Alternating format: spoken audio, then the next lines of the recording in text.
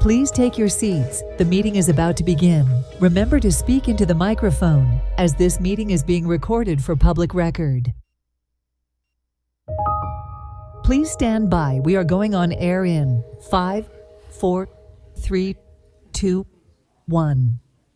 Okay, good morning, everybody. Welcome to the April 1st Finance Economic Resiliency Committee meeting.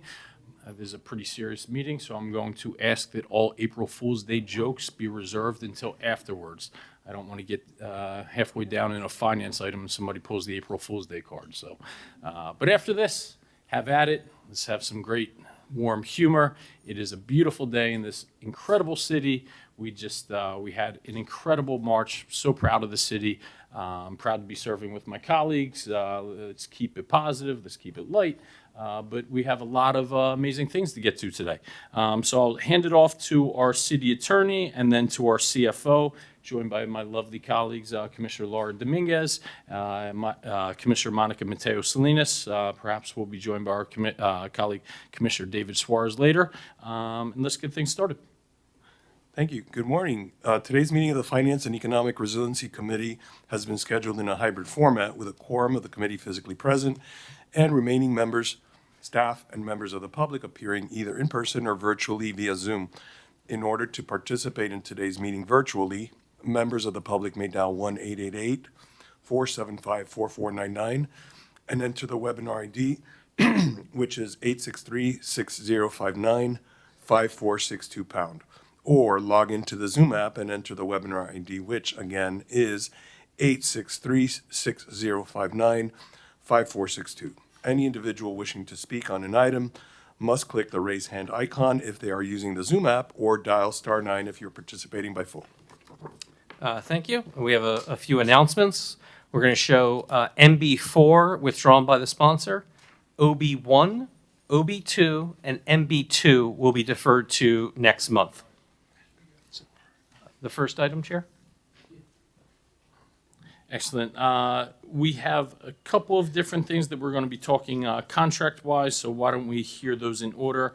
Our first, we have a tremendous partner that we have had that is really synonymous with Miami Beach, Untitled Art Show. So let's have them come up to the podium. Thank you. So we'll show MB17, discussion of feasibility of a long-term license agreement with Untitled Art Fair, NB17. Yep. Commissioner Laura Dominguez, why don't you tee this up? Sure. Thank you. So I was approached by Untitled about this item, and they are requesting a long-term agreement. I did some due diligence and investigation. They have been a partner for about 14 years, and unlike some events that happen on the beach, they actually contribute money towards our city. PJ, I emailed you a slide. I wonder if you've received it and that can be shown. While PJ's looking for that email, some of the things that they've paid for include the cost of the permit fees, the rental fees, the displacement fees to the vendors, city services, off-duty police and fire, and it generates jobs. I do take into account that we have residents that live on Ocean Drive, and they're looking to have less events, not more. And this would not be more events. This is an event that has been around and been a good partner for 14 years. And I'll let Robin, if you want to share anything else. Sure. Thank you so much. Good morning, Mr. Chairman, members of the committee, and members of the city administration. I'm Robin Rosenbaum here on behalf of Untitled Art Fair and Informa Markets, and I'm joined by Mr. Jeff Lawson, who's the original founder of Untitled Art Fair, and our colleague Christopher Pinellas, legal counsel. So thank you so much for giving us the chance to participate in the discussion as you consider a recommendation for a multi-year agreement for the Untitled Art Fair. As Commissioner Dominguez explained, the show, it's in its 15th year. I do have a couple slides if you want me to run through really quickly that we can give a quick overview if you'd like me to run through them, or let me know. Quickly, Robin, and Yeah. not dismissing, but I think we're all very familiar. Yeah, okay, great. And I'm happy to move the item to the full commission. I just have one question, and it's not really specifically about you because you're incredible. We had a great discussion, 15 years. I guess I'm just talking out into the abyss because this isn't a question for you to answer, but I don't want to say I link them, but we had this discussion where Untitled and Scope are, I don't want to say synonymous with each other, right? I don't want to ruffle any feathers, but they do work in tandem as a partnership. And to my untrained eye, often I'm not even sure which one of those I'm at. And point being, if we're going to do this, does it make sense to also do something similar with Scope? And perhaps that's up to them. Perhaps they don't see the need for it. Again, that's not for you to answer. Maybe I'm asking city staff if we wanted to reach out to Scope and say, you know, we're providing certainty to Untitled here. They wouldn't have to be the same terms because I understand they're two different fairs, perhaps even different quality. But I do think that it's worth considering. Good morning. We will definitely reach out to Scope. The administration does not recommend that we do these agreements, but of course, whatever we do with Informa, we could also do with Scope if they're interested. Yeah, just pose it out there. Of course. Again, not the same terms. I'll leave it up to staff to consider the nuances and things like that, but obviously very supportive. Thank you for your commitment to the city. I often tell the story that Art Basel was voted, I believe, just 4-3 to be accepted in Miami Beach, and now it's hard picturing either Art Basel without Miami Beach or Miami Beach without Art Basel. Same with Untitled. So thank you for your commitment. Thank you. Looking forward to 5 more years and beyond of a great partnership. Great, thank you very much. Great. Thank you. Thank you very much. So if I can, I think, so this is the return to the commission with a favorable recommendation to direct administration to negotiate a long-term agreement with Untitled Art Fair and for staff to discuss a similar agreement with Scope Art Fair. And I think the attachment for the agreement was 3 years. 3 years, okay, so we'll negotiate a 3-year, we'll put in Was the it? term. So we'll, Yeah, the attachment was 5 year. Oh, 5 years. It was 5 year with a 5-year option, which, so we want to be, the recommendation wants to be specific on the term? The 5-year? Whatever you think is appropriate. Yes. Okay. And there's come hell or high water outs for the city, correct? With- Absolutely. Yeah, Yes. yeah, just confirming on record. Determination. So we should direct the administration to negotiate a 5-year agreement with Untitled Art Fair and staff to discuss a similar agreement with Scope Art Fair. We'll show Commissioner Dominguez making the motion, seconded by Commissioner Suarez. All in favor? Aye. Aye. Item passes 3-0. Thank you. thank you. Thank you all. Thank you See you very soon.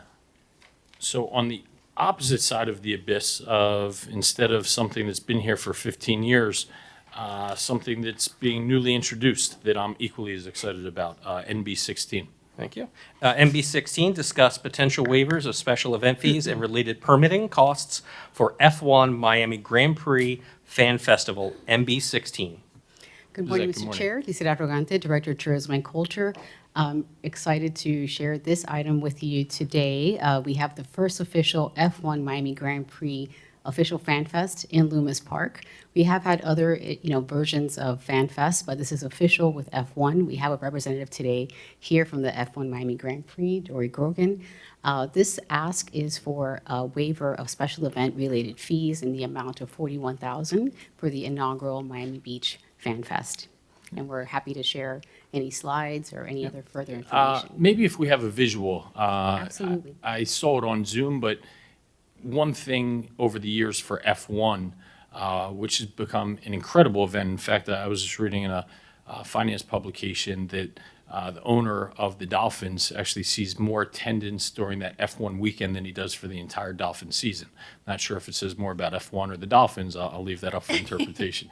But I've often pondered why we don't have more of a activation here in Miami Beach, right? And it's not just for F1. I want when people come here for world-class events for them to step into Miami Beach and say, wow, if I just got dropped off from Mars, I knew nothing. I know something special is happening this weekend. And it looks like that's what we're seeing here. So do we have a visual of what do.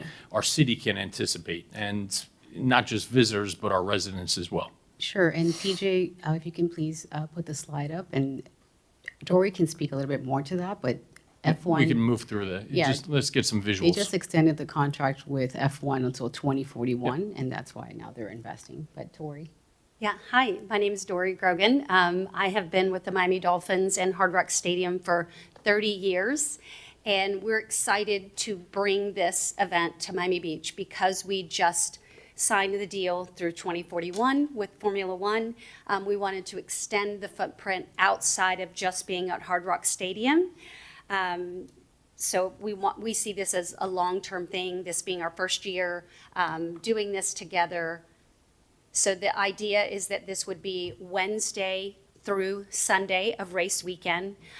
We want to start on Wednesday because that's when we can get driver participation. We already have like 8 to 10 drivers that will be coming on that Wednesday to do Q&A with fans, get to know them.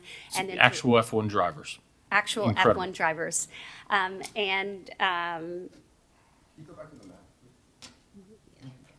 You want the map? Yeah, okay. So we're looking at from 11th through 13th. We see this as this year, this is the footprint, but we see this as an opportunity to continue to grow together into something great. And this will actually be in the spoil area in between the boardwalk and the dunes. Yes.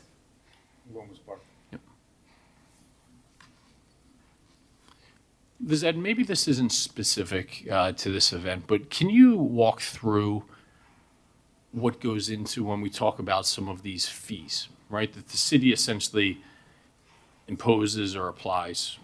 What do they constitute? What are these? So the fees that are being requested today are special event application fee, permitting fee, square footage fees, and it's detailed in the memo before you. The square footage is because it's from 11th to 13th, so that alone is $38,000. For the vehicle beach access passes, this is for trucks to go with police escorts to drop off, all the materials, is about $1,500. And so the total comes out to $41,000, but it's not. So where I'm going with that is there's no cost inherent to the city. Correct. That only happens when we're waiving public safety. Like if you're trying to do police or fire, we do have to pay those man hours. Yeah. So this is just fees that the city would not, money that we would not be bringing in. And presumably, the amount of fees from an activation like this is going to provide multitudes of ROI versus any type of cost that the city bears. Absolutely, because the event is free. So it's a ticketed but free event. Yep. So it's something that is amazing for us to be able to have that branding. And they did go a little bit further and added Miami Beach to the logo, which we really appreciated. And so just to have the brand of F1 Grand Prix, Miami Grand Prix here, synonymous with Miami Beach, they've extended their contract to 2041, and so it'd be wonderful to have them here. And the excitement, we just announced this event yesterday, And on the first day, you had to register to get your tickets. And in the first 6 hours, we have 18,000 people who have already said, raise their hand raisers and say they want tickets. So that's exciting. And I want to make a comment too. PJ, if you could put that map back on, please.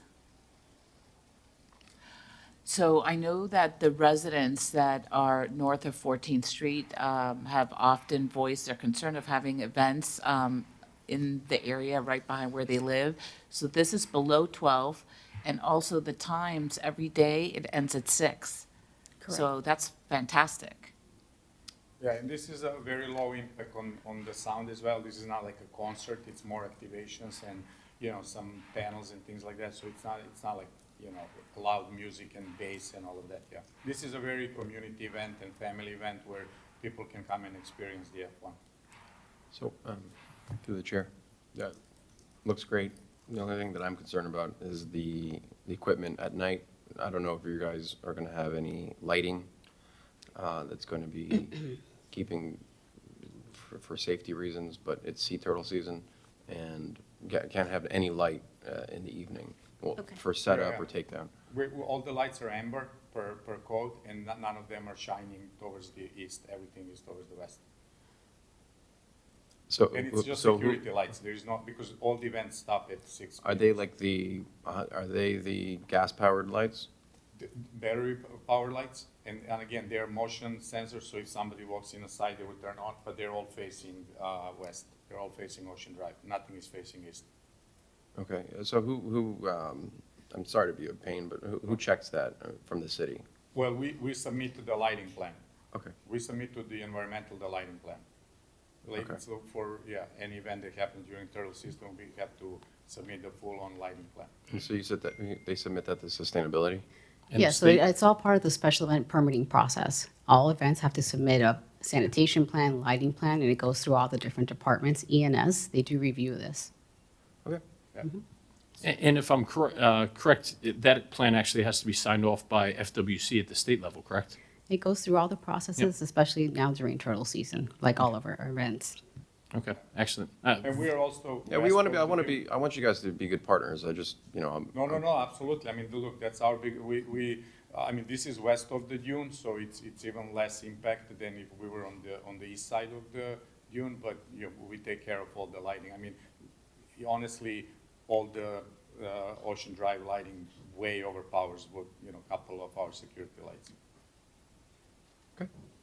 Incredible. And somebody said we have Commissioner Fernandez on the phone? No, I was Oh. wondering if he was. Oh. Because he was the sponsor.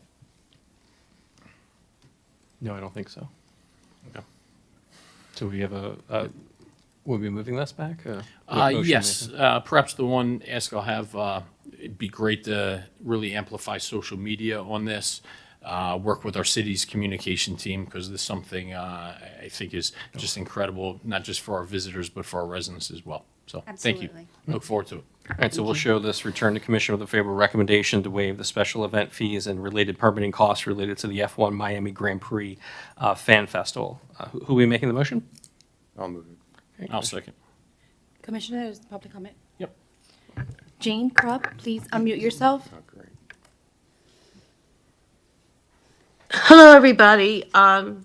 I'm representing ADNA, the Art Deco Neighborhood Association, which this is yet another event we were promised we weren't going to have.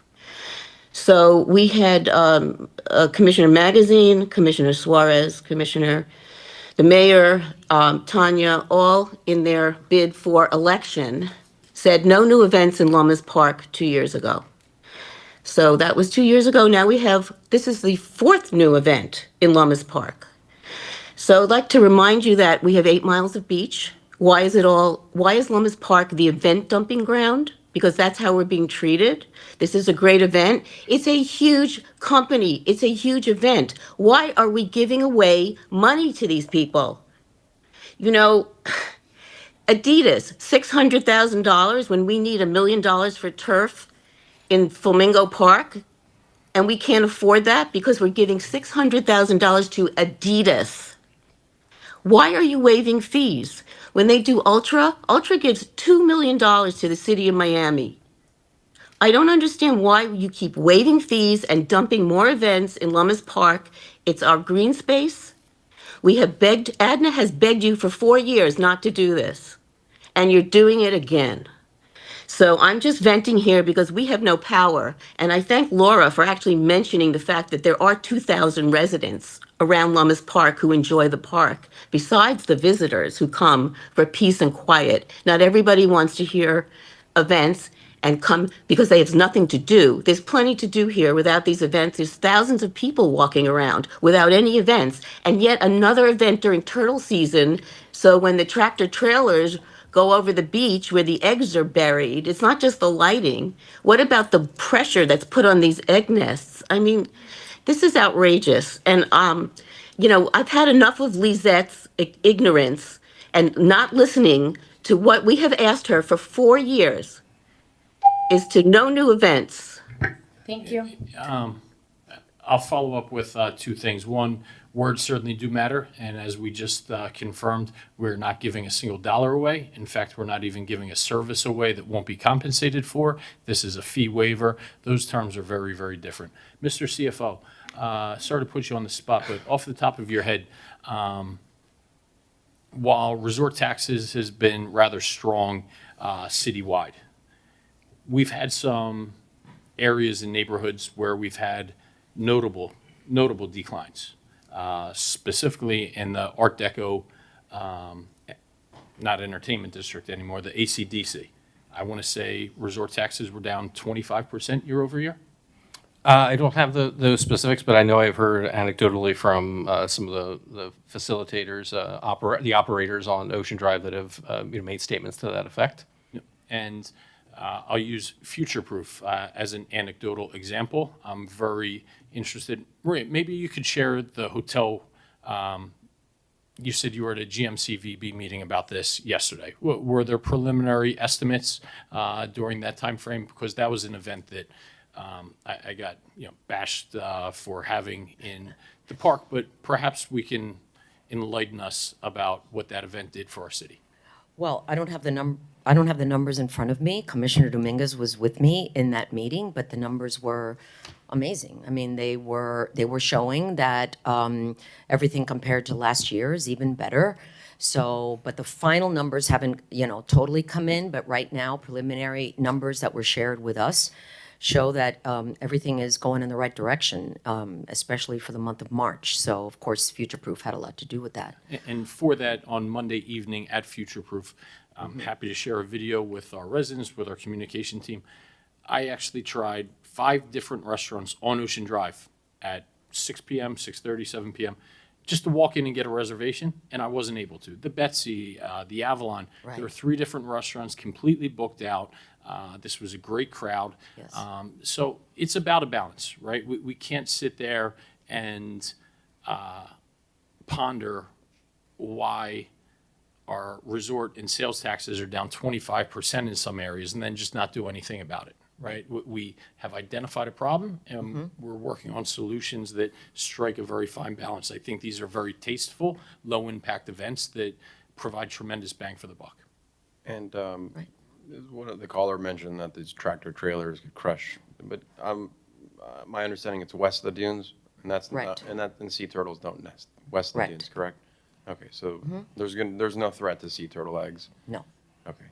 Everybody knows sea turtles don't nest west of the dunes. If I may Well, say, apparently. we've done this is not a new event, we've done this 3 times before. This is just now upgraded version of the event that we've done 3 times already at that spot. Please so- speak into the microphone. Yeah, can you say that again?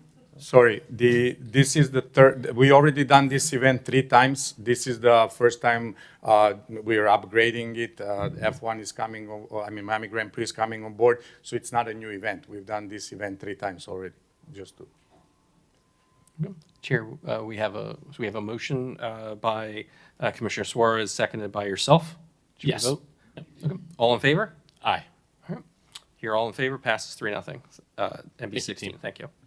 And we will hear NB 15, 1691 Michigan lease. Thank you. MB 15, a discussion regarding amendment number 1 to the lease agreement between the City of Miami Beach owner and RK Ravani LLC tenant in connection with the public-private partnership for the property located at 1691 Michigan Avenue, property MB 15. Yeah, and I'll tee this up before I kick it over to Ozzy. One of the things when we talk about some of these great activations and having a different March, we're presented with this generational opportunity in Miami Beach to really have a shift in our economy away from a dangerous concentration on tourism. And we saw what doubling and tripling down on that does, whether it be events, whether it be what happened years ago in March.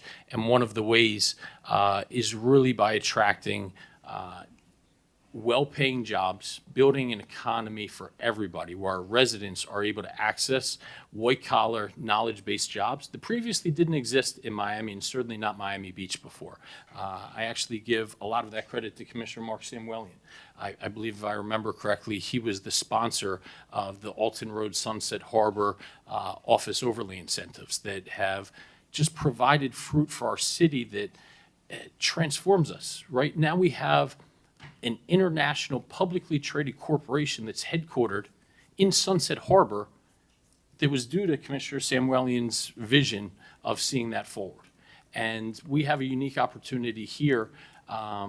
This is a city-owned land, and a private operator owns the asset on top of it. He has already put in $50 million for renovations, and I'll let the details kind of speak for themselves, but I want to say when he inherited the asset, it had like a 30% occupancy rate. And again, this is the city's asset, right off of Lincoln Road. And now it has 80 or 90% occupancy. I'm excited to hear from the tenant or the applicant about some of the tenants that are in there. So as I understand this, the applicant and owner of that asset essentially wants to put another $50 million of his own personal money in there. But to do so, he needs a longer-term certainty for the lease that's outstanding. Is that it in a nutshell, Ozzy? Yes, good morning, Mr. Chair, Commissioners. Ozzy Dominguez, Division Director of Asset Management. Thank you for the prelude. That was half of what I was going to say. So to answer your question, yes, they are looking for an amendment. It would be amendment number 1 to the agreement, which would extend the term of the agreement for 30 years. The financial components of the rent structure will continue as it currently is stated in the agreement. There are some other stipulations to the terms that we are currently working on, and we are expecting to come back on May 6th with the full and final term sheet and draft the amendment to then take to commission. I know that the tenant is here, Ravani, with his team, and they have some updates on their presentation that they wanted to share. There are some additional public benefits that are going to be added to this amendment, which we're very excited about. We're also working with our parking department on the public benefit components of parking to hopefully work in some workforce parking passes, which the city is entitled to. I believe it's 100 parking spaces. So overall, I don't want to steal their thunder. I'll let them show the presentation, then I can wrap it up afterwards. Yeah, sure. Maybe we can hear some of the presentation. Then who's going to discuss just kind of the key elements and terms that are, I guess, up for negotiation? A big combination of me, Patrick Corey, and probably Ozzy. Okay, perfect.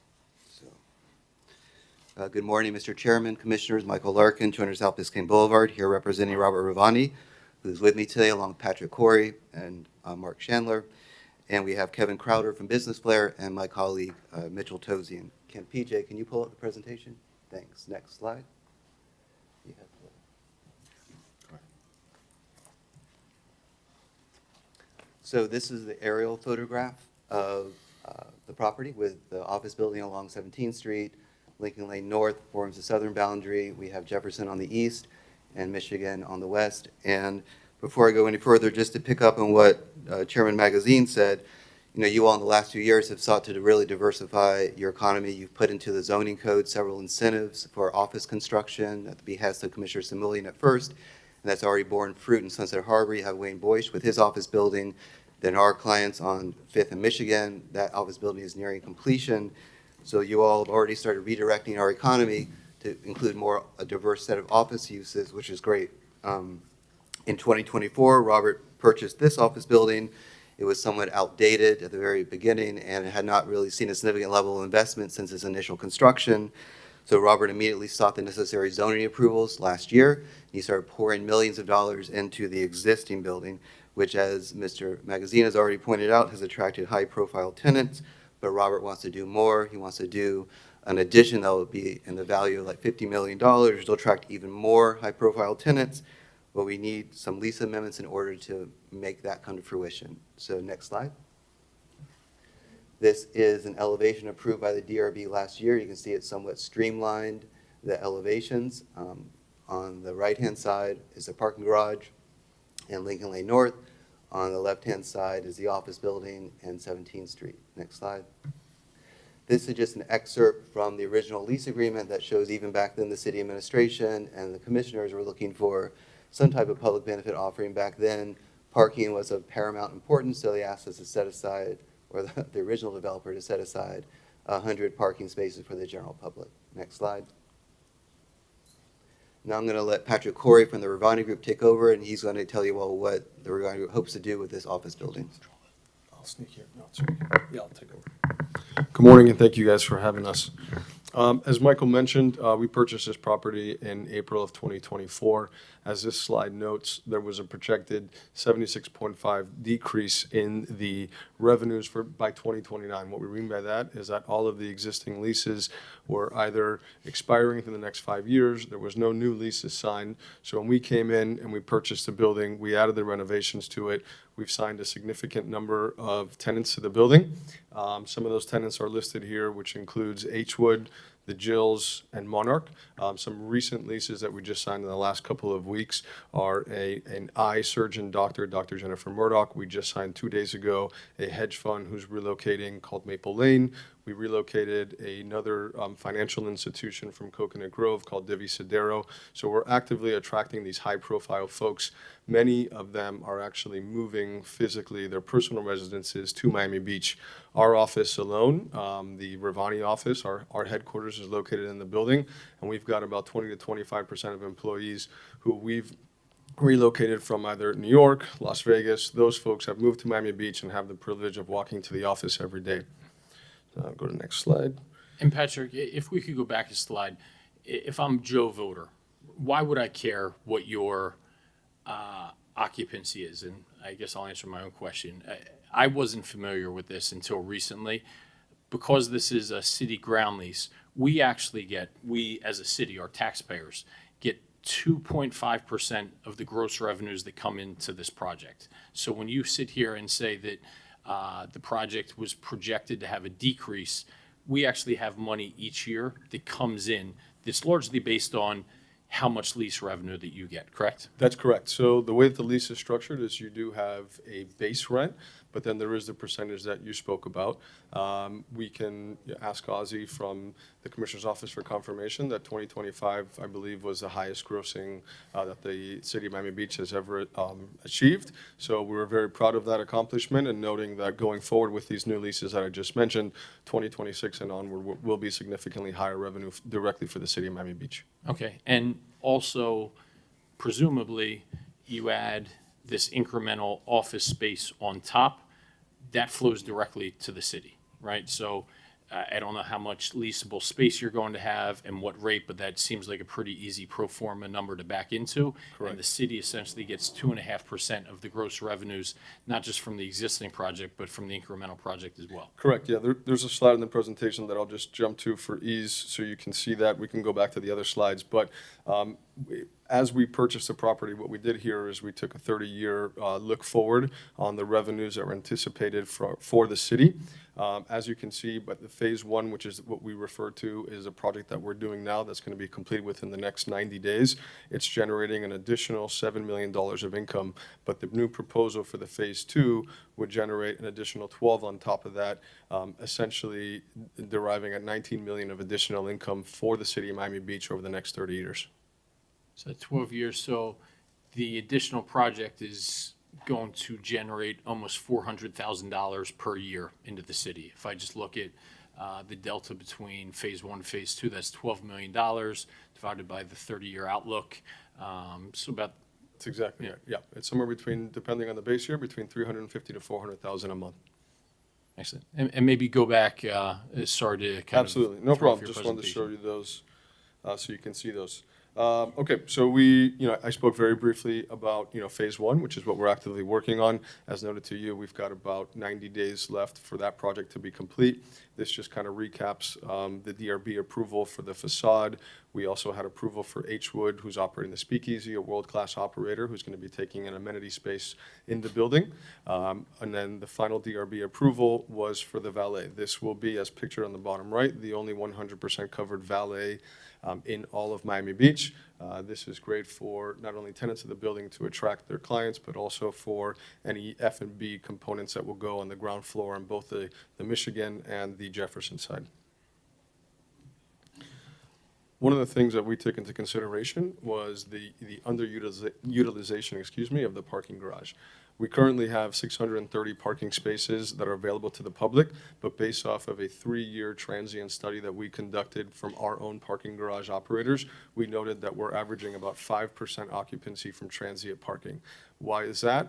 Because just to the east and west of us are 2 lots that are much more easily accessible. They're easier for folks who are going into Lincoln Road to just park on street level, jump out of their car, pay by phone, rather than have to go up several levels in the parking garage. So we were faced with 2 options. Do we keep an underperforming garage that has an abundant amount of spaces, or do we redevelop a portion of it to be able to provide more office? We've seen, as I noted, all those leases that I just mentioned to you were really signed within the last 6 months. There is a flight to the asset. There is a very high demand. We don't at this time have any available spaces who are ready for tenants to come in. And so based on the demand for Miami Beach office space, we are proposing to add new office space and some health and wellness components. So based on the floor area availability, we have the existing FAR 2.13, permanent FAR 2.75, which means 387 parking spaces in excess of the requirement.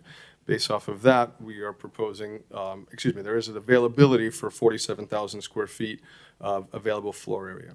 So this won't constitute any type of FAR increase? You're doing this within your Correct. as of right to build? So really, the only reason you're in front of us is because this sits on city-owned ground? That's correct. That's correct. So based off that 47,000 available square feet, what we're proposing to do is 36,000 of leasable office and then 6,000 of rooftop restaurant as well as padel courts. Part of the premise of the Ravani Class X building is health and wellness at the forefront. We signed Monarch Gym, who's taking 8,000 square feet. We signed Prime Longevity, who is going to be the first stem cell transplant doctor in Miami. We signed Prime Health, who's also a concierge doctor who's moving offices. He's moved from Mount Sinai, into our office. So health and wellness has always been a focus on us, so that's why we're including the padel courts on top of here as well. This investment, as we've noted several times, is anticipated to be about $50 million that's going to come out of the landlord's pocket. So Michael showed an aerial shot of just ugly parking, ugly rooftop parking, which I think has been kind of a key focus across the city to maybe make more aesthetically pleasing. So if that was an aerial shot, that's essentially the same picture that we're looking down upon? Correct. That sits right on top of the garage, which abuts onto, Lincoln Road, and it's in between Jefferson and Michigan Avenue. If you'd like me to go back to the map, I'm happy to. No, all good. I've got a couple more renderings to give you a better angle. You can see our office building sits behind it just to the north. So this all goes on top of the parking garage. You can see the office space towards the east and the right-hand side. The F&B component has an outdoor space, and then, of course, the padel. Yeah, of course, yeah. I have a comment actually on the parking, a question too. We're running into a situation in North Beach where a building was built with plenty of parking, and they're charging $4 an hour. And so the building residents are not parking there. They're parking on the street and making a big problem in that area. Will there be parking at resident rate? How is the pricing structure going to be, or is it too early? I think it's a bit too early, unless it's something that you know, Robert. I don't know the ultimate And when I parking. spoke to our parking director on this, he specifically said future developments, you need to bring it up so that they're aware, incorporate, so that we don't create a problem on existing parking as the plans are being done. We're not open, High Commissioners, we're not open against the idea. We're just waiting for the workforce housing proposal or the workforce parking that Ozzy mentioned. So we're open to either way, whatever you guys deem is more beneficial to the city. We're open to both. The one issue that we're running to with our existing, or our new parking is we've done the gateless one. So we don't have someone to check an ID for somebody or to see if they're a resident. So I don't know how that would work, but we're open to the idea. Again, the parking is so little used, so we're either way to make the city happy, we're more than happy to do it. And I think, again, we don't have to iron this out here, but another good idea or proposal would be to have, similar to the design district, just pull up the Lincoln Road and use the 100 public parking spaces that the city maintains in here as a valet parking for Lincoln Road in its entirety. I think it's a fantastic idea, and I would definitely want the valet for Lincoln Road. Great, thank you. The last slide for me, again, just is recapping the revenue, but, what's not shown here is really driving home the point that this is more about the demand that we're seeing for folks that want office space in Miami Beach. And so we don't have the capacity to fill that anymore. There's not many options. There's just really the Fifth, and there's in Sunset Harbor, but there's really nothing else. And so we want to provide and keep bringing back Lincoln Road, keep bringing back Miami Beach, and we feel that this is an opportunity for us to continue to do so. Commissioner. So next slide. I'll let him finish. So this is a summary slide of the different amendments to the lease. Starting at the very top, it's extending the initial lease term by 30 years to 2082, and then keeping in place the two 20-year extensions. The next, there's a unique aspect to reevaluating the fair market rent in 2050 and in 2070. We're just asking to put a cap on the base rent increase based upon the procedure outlined in the lease. Next, And Michael, just for people that listening now or in the future, simplistically, why do you need an extension of the lease term? It's for financing. For finance, but you're making a big capital investment of $50 million. Right. And to go out and get financing, you need longer. Longer lease term. Thanks, Mr. Chairman. That's correct. The next amendment is reducing the number of required parking spaces down to 425, but of course, keeping the 100 space minimum for public parking. The next is to allow the city manager to approve major alterations that reduce the number of required parking spaces, again, down to that 425 number. And I can't see the last one, but I know that it's the development agreement has a Scrivener's error in the exhibit where it says 80 feet, it should be 100 feet.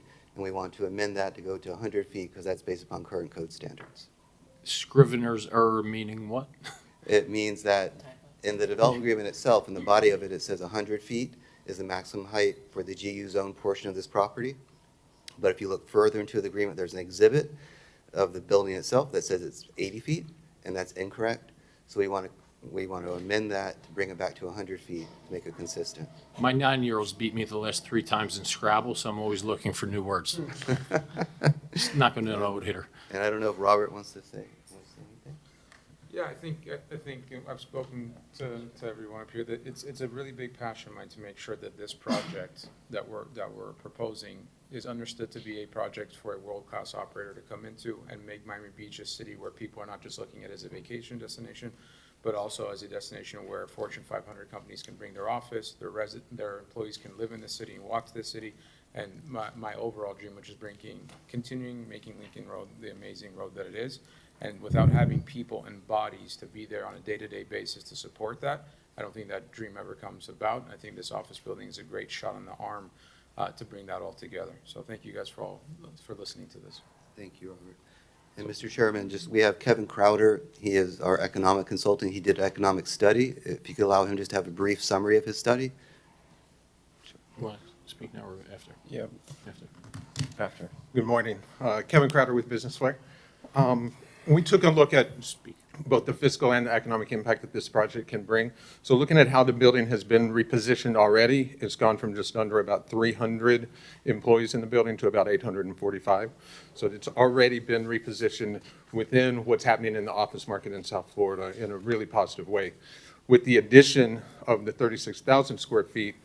And I'll mention that that's up to about 110 in current economic output being generated out of the building now. And then the addition of 36,000 square feet would add another 269 is our estimate of the employees that will be there. And about another $33 to $35 million annually in economic output that it generates. On the fiscal side, what it does is, you saw the slide with the status quo, 24 million, 31 million in lease revenue to the city over in the current, with the phase one, and then phase two, I think, took it up another about $10 million. We projected that with the extension, just the phase two ground lease revenue over the extension period would be $130 million, in addition to what you would receive from what's already been done there. The ad valorem of the addition would be over the term of the lease, $572 million. But if we look at what's already been done recently and the phase two, net present value in 2026 dollars of fiscal impact to the city would be $255 million is our estimate of additional benefit to the city. The other thing I would add is just what are some of the sort of why this matters. You've already heard some of that talked about. You know, this building was built during really the last period of office demand in Miami Beach, when there was a lot of entertainment industry, television stations, music companies looking here, and it was a response to that. But at the time, there was land that the city had that was available. You've now already been doing, as was mentioned, things to respond to the office demand that we've had in South Florida much more recently. This building already is helping reposition and show that not only is the demand there, but that meeting that demand is viable just through the tenants that have been put into the building. One thing that was interesting, H. Wood Speakeasy that's already come into the building, the headline on CoStar today is why have an office lounge when you can have a speakeasy, and how speakeasies are one of the things helping turn office buildings into more than single destination buildings, but how they interface with other industries, other parts of the community, which is the last piece that we did is we used location analytics to look at the building and see what do the people in this building do. 73% of the people that either visit and work in the building visit Lincoln Road on a regular basis. 13% of them specifically even to the Apple Store. The majority of the visits are during the weekdays, during the five days, Monday through Friday, which helps kind of extend that impact when you know, away from just having that weekend visit that may be coming to Lincoln Road. Apple Store, the restaurants, and overall just shopping on Lincoln Road. A lot of different destinations showed up in that. So you get that, think of it as a mixed-use property, even though it's mainly an office building, you will have the rooftop restaurant and some of these other establishments, but it really does generate that overflow that you're looking for from attracting these types of uses to the Lincoln Road area. Great. Thank you, Kevin. That's all, Mr. Chairman, Commissioners. If you all have any questions, please let us know. I'd like to see Robert. Love the project. Thank you. My doctor office is there, the Agassiz Center. But this is something that I've always brought up an issue with you, with one of your tenants. I don't want to see a Playboy logo at the top for the next 30 years. Understood. Is that possible, if I'm okay with this agreement, that we all agree today that that's not going to happen? On which topic? On this new building? Yeah. On the new building, we can agree to. Or the old building? That I cannot agree to. They have a tentative right to put signage on the building, but it's not been fully negotiated or agreed to. Can we agree that it's going to be at the bottom floor, not at the top floor? I can't agree with you. I have to talk with them about it because they have attorneys and a lot of people that would fight me on it, but we can talk to them about it. I'm happy to have you part of that meeting to talk to them about it. Okay. I just want to be as honest as possible, not feed you. And I'm just being honest here. I understand. We're in a committee. We're not a full commission, but No, that's, I understand. I think the important thing for a lot of people to note as well about the tenant is this is their corporate headquarters. It is not a party. It is not a members club. There's nothing along those lines. It isn't. Listen, I understand that, but when you have a family driving by on 17th Street and they see the Playboy logo at the very top of a building, you know, I don't think that's necessarily the brand that Miami Beach wants. And so if you're coming to us asking for extra special favors, and I'm okay with giving you everything, I'm just simply saying, I don't want to see a Playboy logo at the top of a building. And you have, you know, you can control that. So, I hear you know, I mean, I don't know, you're going to be getting extra benefits out of this. I mean, obviously, we're going to be getting great benefits too. But at the end of the day, I mean, I'm going to be livid if there's a Playboy logo at the top of your building. I And that understand. everyone that goes by Lincoln Road into our city is going to see that. And I think that's just going to be an eyesore. I hear what you're saying. Okay, so I'm more than happy I just to. can't agree to something that. would- I understand. Look, you kind of caught you off guard. I'm more than willing to meet with you and your tenant and have a discussion about it and hopefully flesh something out. But look, you're coming to us for something, and I'm asking something that's non-monetary at all. I think it's a very simple request. Understood. Okay. Happy to meet with you and the tenant and talk with them about it.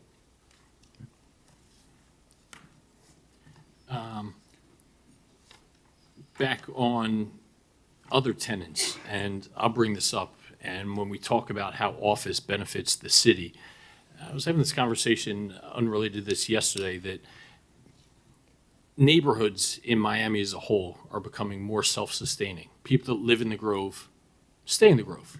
People that live in Brickell stay in Brickell. People that live in Miami Beach stay in Miami Beach. Part of it's a traffic issue, but schools and things like that. I'm actually aware of two of the hedge funds that move in. The one gentleman had his office in Coconut Grove, and him and his employees live on Miami Beach, right? One on Pine Tree Drive. And think about what that does for a city. So instead of him driving over our causeways every single day, and him and his 20 employees bring all of their daytime economic activity to Coconut Grove, they will now be frequenting Lincoln Road. There's another gentleman that lives on Collins Avenue that's taking one of your spaces.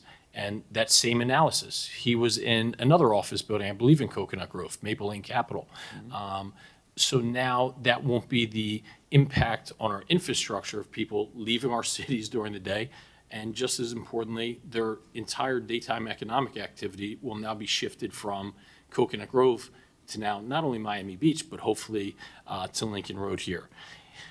Ozzy, what are the outstanding items that have you, I guess I want to talk two things. One is logistics, right? If you could, and if it's you or the city attorney, walk us through, because in our briefing, I don't want to say it's complicated, but there's some logistic considerations. This has to go to planning board, then back to FERC, but we actually should make a recommendation here to the commission that the full commission essentially allows staff to continue negotiating? Sure. So this will need to go to the planning board. This will need to have two public hearings at the commission, and this will go to the voters on a referendum in November. We need to accomplish all of this by the July meeting, because July is the deadline for any ballot questions. The next step from here would be for this committee to make a recommendation to the commission, and then the commission would consider that and either adopt the recommendation or not. The planning board meeting, I suppose could come before the commission accepts the recommendation, but probably makes sense for planning board to hear this after the commission. I'll add the terms that I would like to see considered or included, and you can tell me if these have already been brought up or negotiated or things like that. What happens, what safeguards do we have if the applicant or project sponsor doesn't complete this investment with a certain amount of time, right? So what I want to prevent is this lease extension getting voted on favorably, but then if nothing were to happen, the office market dries up or financing costs go up, that doesn't make it viable, that the extension doesn't happen unless this work is completed. That is correct, Mr. Chair. That is one of the final terms that we are still discussing with Mr. Ravani and his team, and we plan to bring that in final form to the May 6th FERC with all of the stipulations on that. Okay.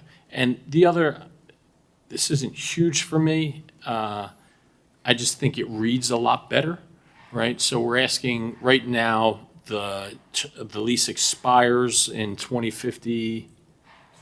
In 2052? 52, and then there's two 20-year lease options. Correct. And then we're asking for a 30-year lease extension. I just think it reads a lot crisper and simpler if we would say, let's add a similar, another 20-year extension, as opposed to complicating it with 30 years. It just looks uneven, just optically. Would there be anything from a financing perspective that would prevent? It's a little bit shorter than what we would prefer. Maybe two 20-year options would be more beneficial, and then they could be tied to performance, like you said, or something along those lines. And we're totally okay with making sure that whatever rights we're being given are tied to a new building being built, and we're not just pulling a fast one to get this without keeping up our end of the bargain. So I have no issue with the first part. Come back maybe with some different options Yeah. when you guys negotiate, because it's not just us that you have to get this passed, it's the voters as well. So I am cautious saying, okay, here's these two 20-year option extensions. I think it just reads a lot simpler where it's, okay, you already have two 20-year options.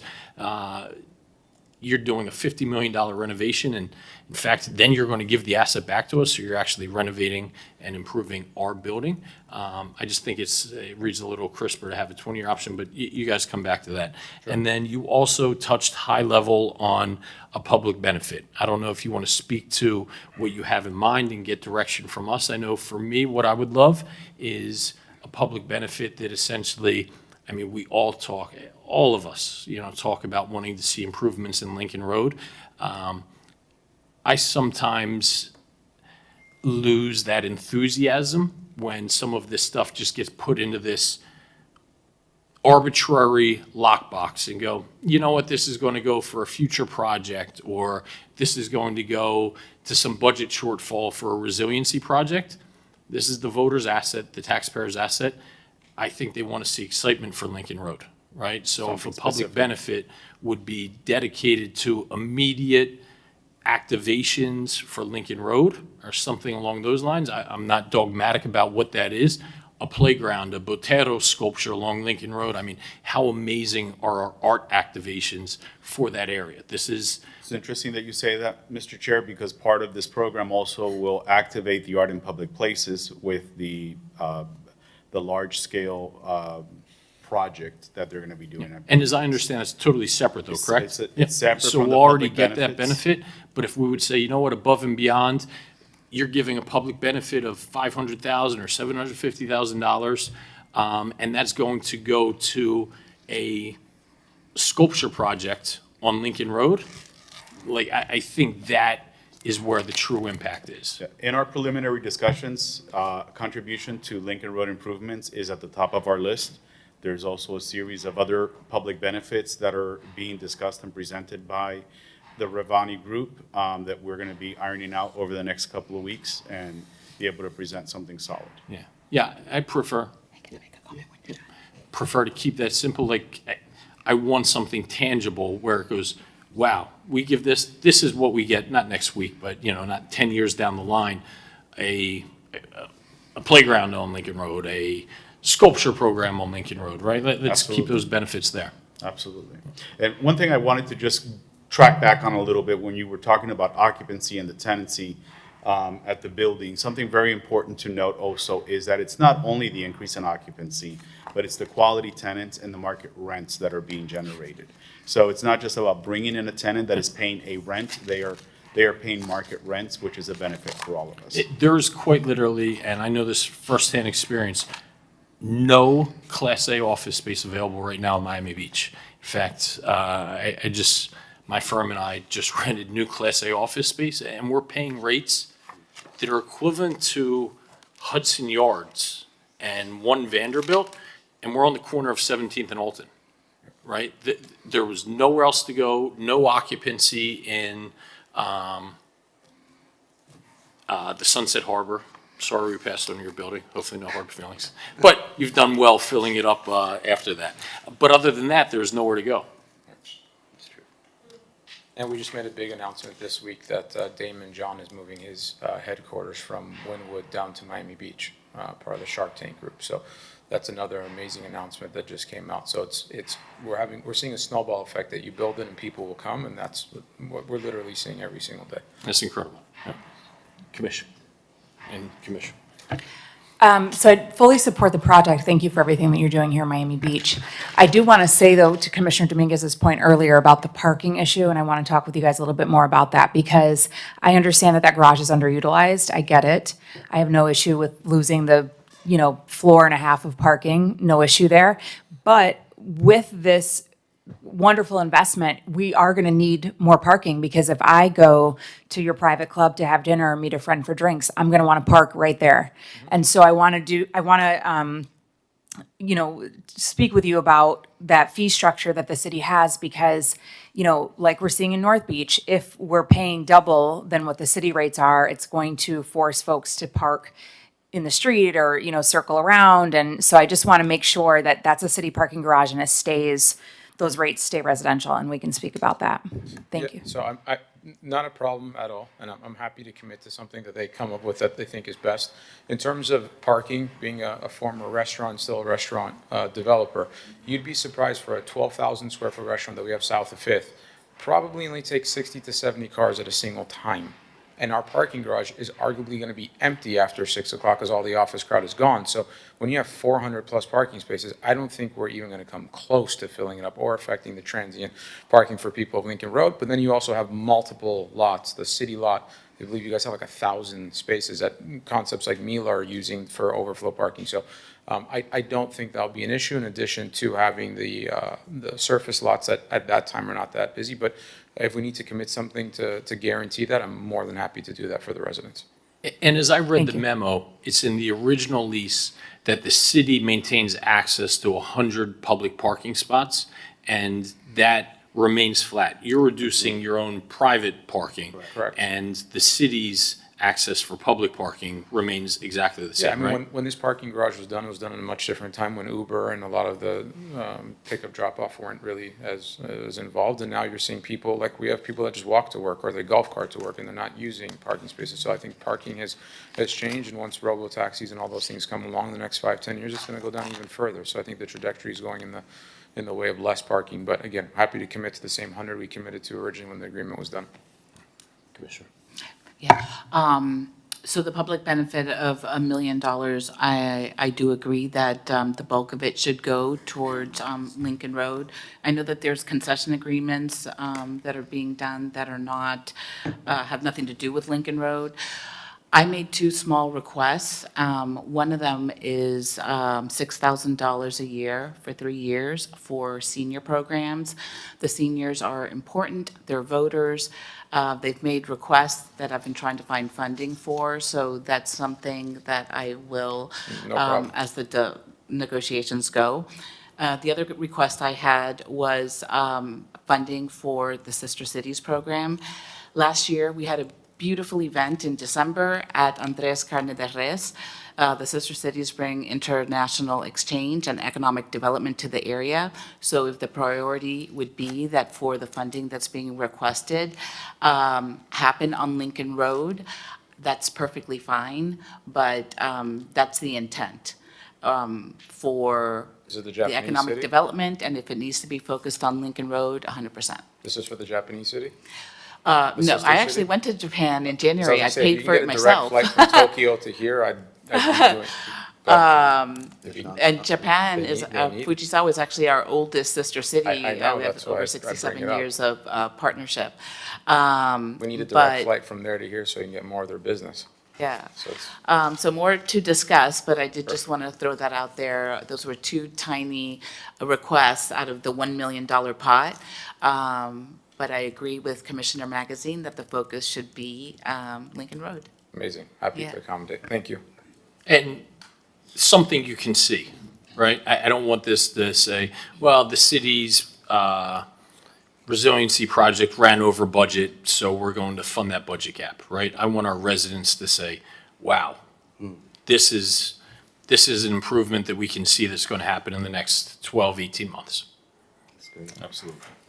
Mr. Chairman, just a quick logistics. The city attorney was kind enough to call me yesterday to try to walk through this confusing future hearing schedule. And April 22nd, I think he and I would agree would be the next stop before the city commission where they would authorize the That is city correct. administration to go forward.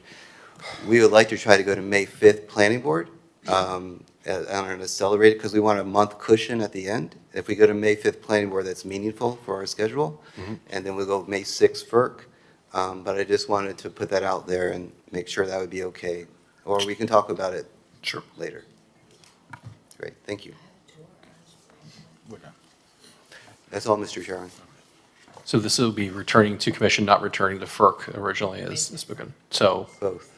It'll go to committee. This is where it gets logistically weird. So we send this with a recommendation to commission, and commission directs staff to negotiate. And what, we pretend you haven't been negotiating? How does that work? We're going to come back on May 6th with the final terms to FERC. Yeah. With a recommendation to commission in May to present substantially complete amendment number But one. We can need to discuss this actually make offline, but there may not be a need to come back to FERC, but we can discuss that offline. Right, but we need to actually make a referral. A recommendation. For commission to direct city staff to prepare a finalized term sheet, correct? Yeah, commission needs to accept the terms as negotiated and to direct staff to negotiate and draft an actual amendment to the lease. So we're 95% of the way there. In between now and April 22nd, you can get the other 5%, and then commission can vote on that, correct? That would be ideal, yes. Okay, so coming back to commission April 22nd? Yes. That's the recommendation. Is that enough time to finalize the negotiations? I'll start talking right after. Okay. So I'll scratch what I originally had here, but I think then it would be returning to commission with a favorable recommendation to direct the administration to accept the final term, return to commission with a favorable recommendation to approve the final term sheet, including the input from FERC on optional extensions, specific public benefit projects, $6,000 per year for 3 years for senior programming, and funding for sister city programs. That's what I have. And I believe your speakeasy is Japanese, so perhaps the sister city delegation That's why I can. said Japanese. Yeah. It's his favorite country. My favorite country. Mine's America, but. Outside of America, Joe. Will, thank you for just looking activated. We talked last time, it saved you the run from the back corner. I love it. I love it. All right, thank you all. So if I can, who's making that motion? I'll second. Okay. Thank you all, appreciate the time. Lauren Dominguez and you're making the, all in favor? I don't know if we can. Ask Rick if we can. Oh, yes.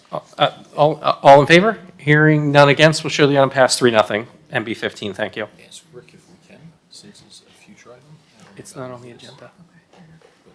If we can procedurally, I will. Let's hear NB 14. MB 14, Water, Sewer, and Stormwater Rate Ordinance, MB 14.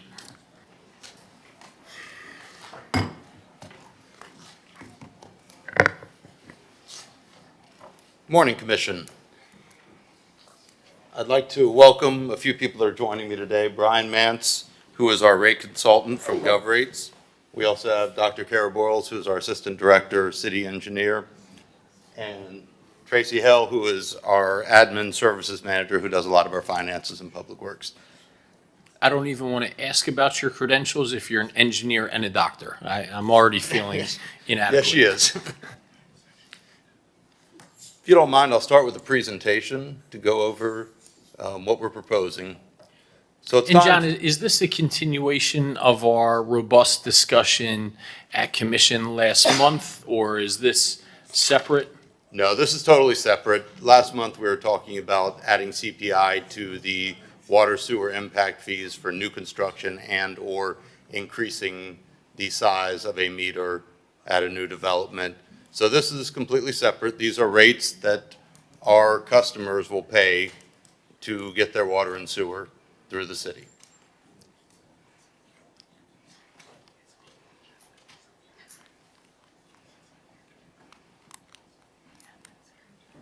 So use this. Okay. So why are we here today? The main reason we are here today is about water quality. We have been facing water quality issues in Miami Beach over many years, and that's due to our aging infrastructure. What makes our city a destination also makes our infrastructure extremely challenging to maintain. And that is the fact that we are a combination of man-made islands and natural islands that are connected to make an extremely dense community with very little pervious area. What that means is we have to get water and sewer from one island to another. The way we do that is subaqueous lines, basically lines that run under the water and come back up from pump station to pump station. We also have aerial lines that go across bridges. What this creates is an opportunity for an environmental disaster if we do get a break in one of these lines. City Commission has said repeatedly that we want to replace infrastructure. That's a top priority of the city. So that is why we are here today, to discuss why that is a top priority. These lines that run under the waterways, back in the day, they were done with ductile iron pipe, which was a very long-lasting pipe. Now we have different, more modern materials. We have HDPE, which is a plastic pipe, which has fused joints, which basically takes away the areas where these pipes can fail.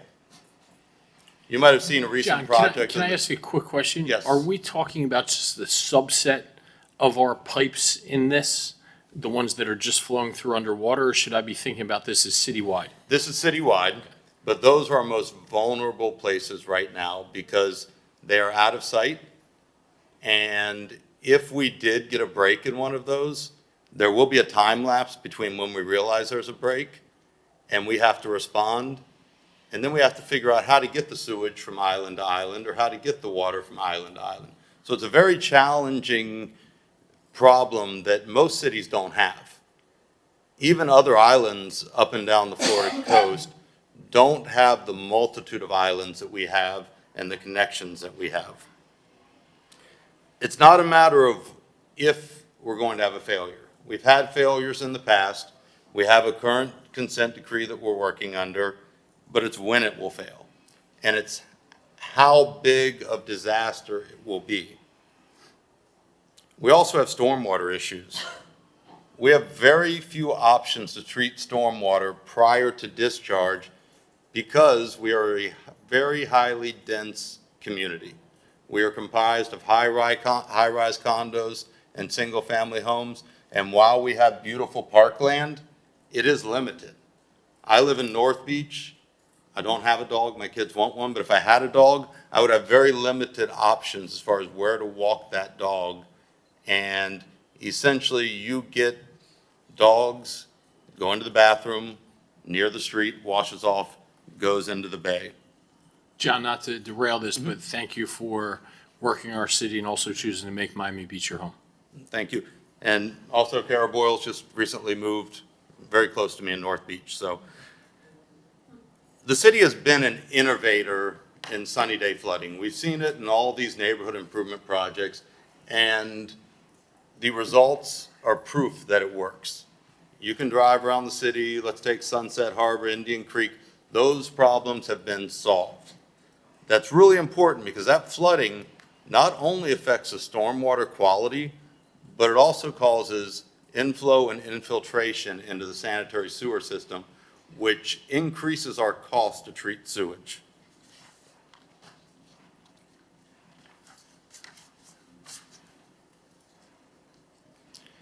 So the water, sewer, and stormwater utility funds are enterprise funds. It's important to note that these operate independently from the general fund and resort tax revenues. anything at the state level that touches on any enterprise fund from a taxation perspective? Well, we cannot use enterprise funds. I just mean like what's happening with the homestead property tax. Will any of that Oh, impact? I've heard of No. no. So these funds must operate pretty much like a private business. The revenues that we take in must pay for our expenses. Quick question. Yes, sir. Maybe it's for Jason. I understand that you can't go from enterprise funds to general funds, but can you go the other way around? Can general funds fund an enterprise fund if need be? I'm going to ask Sergio, who is our financial advisor, to weigh in on what the rating agency impacts of such a subsidy would be. Thank you, Jason. Thank you, committee. Sergio Masvidal, PFM Financial Advisors. So to the question, yes, the funds could be, I guess, commingled in a sense, where the general fund could support an enterprise fund. However, that is frowned upon by the rating agencies as. Well, maybe not like, not moving forward, but specific projects. So for example, these aging pipes, and if we came up with a plan to say, there's a bunch of, there's a certain number of aging pipes, can the general fund subsidize that enterprise to pay for that project? Yeah, I think there's certainly a distinction that could be made versus when you consider kind of ongoing operation and maintenance and support from the general fund versus one-time support from the general fund for specific projects. So that's certainly a distinction I think that can be made with credit agencies.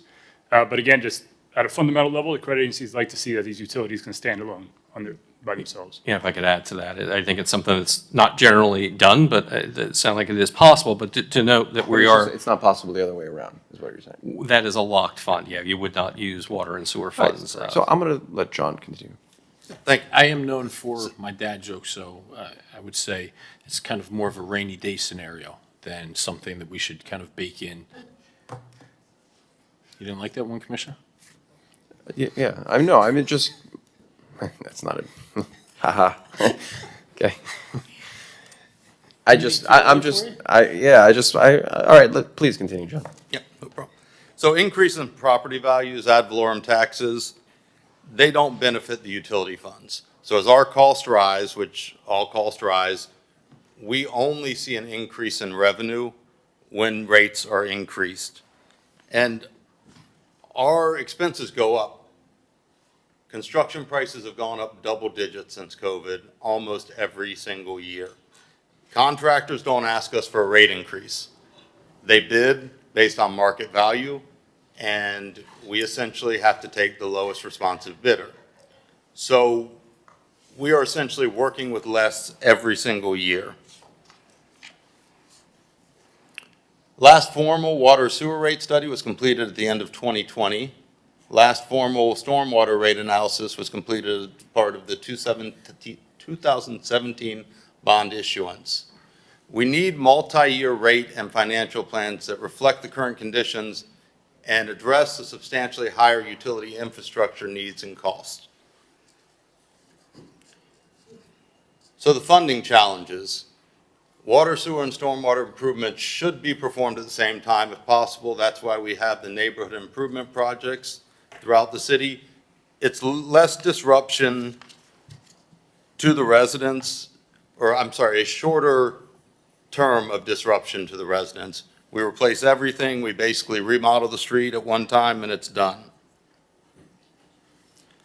About 62 million of the water and sewer operating expenses are uncontrolled treatment and regulation costs from Miami-Dade County. We buy our potable water from Miami-Dade County and we send our wastewater back to Miami-Dade County to be treated. Inflow and infiltration, which is the groundwater going into our sanitary sewer pipes, or it's an open cleanout cap and flooding water pouring into there, or a manhole cover leaking and getting storm water into it.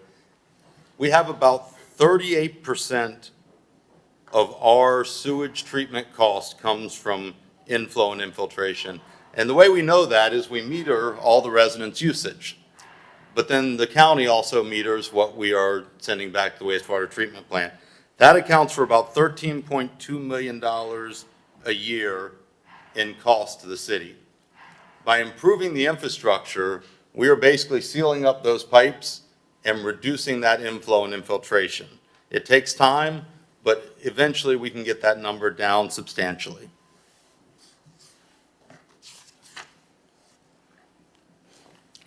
Most grants awarded to the city require a 50% match, and the projects must be completed within a certain period of time.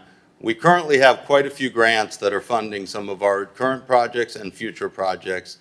We have a lot of shovel-ready projects in the next few years because we've been designing these projects, and we need to have adequate funding to build these. And we must charge enough in user fees to maintain this infrastructure and do these projects. When we go for grant money or state revolving fund money, they want to make sure that we are charging enough for our utilities. If we're charging half of what we should, they're going to want to give that money to a utility that's actually charging the right price. It's not meant to subsidize the utility. So that's one requirement when we're looking at grants and revolving funds. They have to make sure that we are charging market value for our utilities, and that's another reason that we are here. John, any income statement has two sides, right? Revenue, which we're talking about here, how much revenue is going to go into the system. What constitutes some of our expenses? And is there anything that we could do to be more efficient on the expense side to offset some of the revenues that would need to be raised? Most of our expenses are going to come from the capital improvement plan, as you'll see. We do have operating expenses. In my opinion, we run extremely lean as far as the demands that are put on the department. We run 24/7 control room that's ready to respond at any time. I've never seen another city that has that level of service. I think we could reduce the level of service that we provide and trim that down slightly. But I would say we are extremely lean right now as far as operating expenses. But all the expenses for personnel go into that. Pension cost, health insurance cost, all of those items are included in the expenses for the utilities. Yes, sir. And let me just add on to the biggest component of the operating expenses is the pass-through cost to Miami-Dade County, of which we unfortunately have no control over. So the buying the water in bulk and then paying Miami-Dade County to treat it at the Central District Wastewater Treatment Plant on Virginia Key takes up a majority of those costs. So when we're talking about things like our rate increase, it's really related to the things that we have control over at the end of the day. And that's an enterprise fund from them? Yes. Because my concern would be the homestead exemption passes, it could impact 30% of their revenue. No, this is just, I'm not aware really of any municipal general fund run water and sewer utility, stormwater. They're almost always an enterprise fund. And Miami-Dade County is that way. Many, many years ago, I used to be a civil engineer working, consulting with Miami-Dade County on this back in the 90s. And they are an enterprise fund. They do have control over the rates, and they do regularly set rate ordinances to fund their capital program. And they do have, I believe, a multi-billion-dollar capital program because they are in the same situation kind of they were 30 years ago when I got started of deferred maintenance and having to get a lot of work done. So they are increasing the rates. And the other last thing about control of our expenses is we were recently in October upgraded by Standard & Poor from a AA- to a AA rating. And that higher that rating, you're going to, it may be small, but you'll have a decrease in your interest costs. We're going to get better rates. So having a financing plan, which was the model that is being presented to maintain our AA rating, will limit our exposure on interest rate hikes. So and these enterprise funds, they can go bad, right? Off the top of my head, I believe Jackson, Mississippi. You're thinking of Jefferson County. Jefferson County, Alabama, right? Yeah, was a very well-known one that issued too much debt, and they're one of the few that I can think of other than, the other revenue bond I can think of is, I think Santa Rosa Bridge, somewhere in Florida was another example, but they are extraordinarily rare because you have the ability to increase rates. And I just want to read one thing real quick, right from the Standard & Poor's statement when we got this rating increase. And their stable outlook reflects our expectation that the utility's rate-setting practices will support robust coverage and maintain strong liquidity levels while addressing capital improvement projects related to replacement, rehabilitation, and climate hardening. So we are known through the rating agencies that we are a proactive city that are addressing our climate change. And one last thing I'll say before I turn it back to John was, when I came here to the city 3 years ago, and I've been a long-term resident, one thing I was very proud of that I was semi-surprised was that there are entities that come from around the world. We were hosting people from Denmark, I think from the Netherlands, Australia, that came from around the world to see what are we doing to address climate change as it relates to our hardening infrastructure. And I was very impressed that people are spending thousands of dollars to send their experts to our little city to see what we're doing. So we're globally known for doing the right thing at the end of the day. So thanks, John. You can continue. Okay, so we create a capital improvement plan that's required for this rate study, and these are the components we look at when we're creating that plan.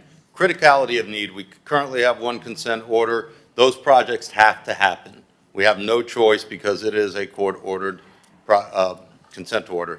Grant funding timeframes. If we have grants, there's a deadline to complete that project. We have quite a few grants right now. Utility master plans. The utility master plan was brought to City Commission. That master plan outlines all the projects that are recommended and the priority of those projects. The master plans were adopted by City Commission.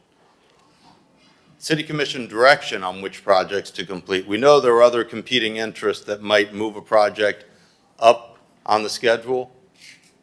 Consideration of how much could physically be accomplished during a given time period. That's a huge challenge in Miami Beach. One of my most common complaints is traffic calls from lane closures. So we can only do so many projects at a time. We only have the personnel to manage so many projects at a time. So we have to look at this. If you said you were going to give us all the money needed for CIP projects today, there's no way we could do it. We have Plus, to. I'm not sure if that's where this conversation is going. Thank you, sir. The ability to finance the improvements while maintaining the metrics suitable for the AA utility bond rating to minimize that interest, and the rate affordability to the customers. So I know you can't read this, but this is the CIP plan. You can see how things are spread out across the years. This is a 7-year CIP plan. That's what's remaining from this rate study. How many projects are there? There are 57 projects.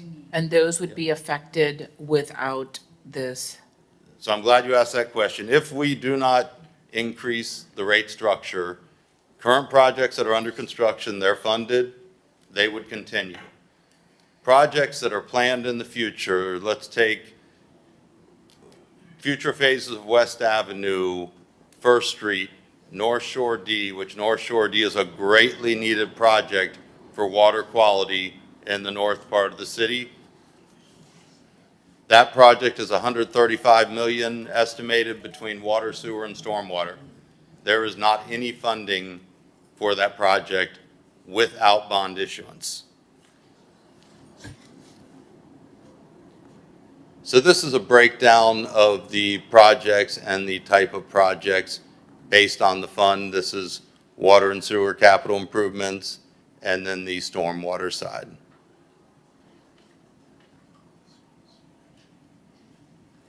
So we have assumed the need for multiple bond issuances through fiscal year 34 for about $400 million for water sewer and $235 million for stormwater projects. The way this rate structure has been formulated, we have not only debt funding, but we also have pay-as-you-go funding. So there is a blend.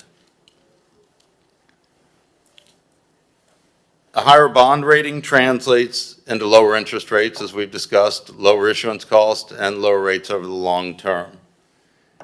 $85 million in water and sewer bond issue authorized by the City Commission in '24 has not yet been issued. There was an intent to issue, and since a multi-year rate and financial plan has not been adopted, this will essentially give us the mechanism to issue that debt.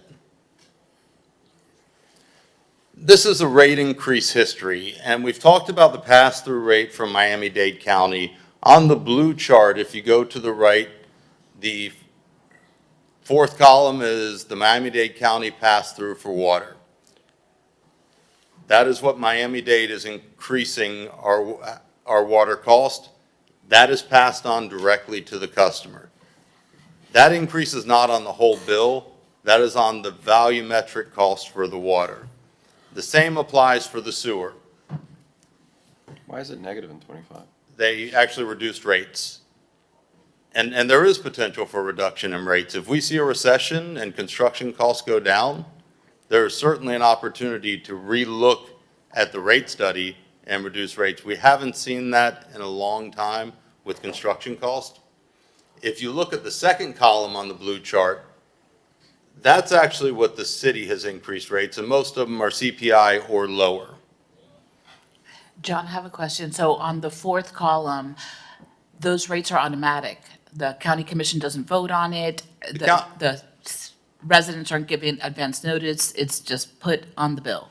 I believe the county commission does vote on it because they do act as a governing body of the utility, but they don't call us and say, hey, what do you want your rate increase to be?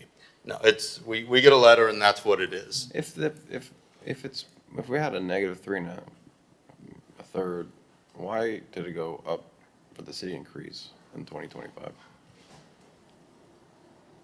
If the county pass-through decreased? Well, because, so the Miami-Dade County pass-throughs do not help our operating cost at all. So our operating costs have increased significantly. We have employee raises, we have increase in pension costs, we have increase in health insurance, equipment, materials. That's the second column. That's what supports our operating costs. But you're asking us not to increase it by 3.6%. What are you asking to increase it by? I'm getting to that, if you don't mind. That's in a couple slides here.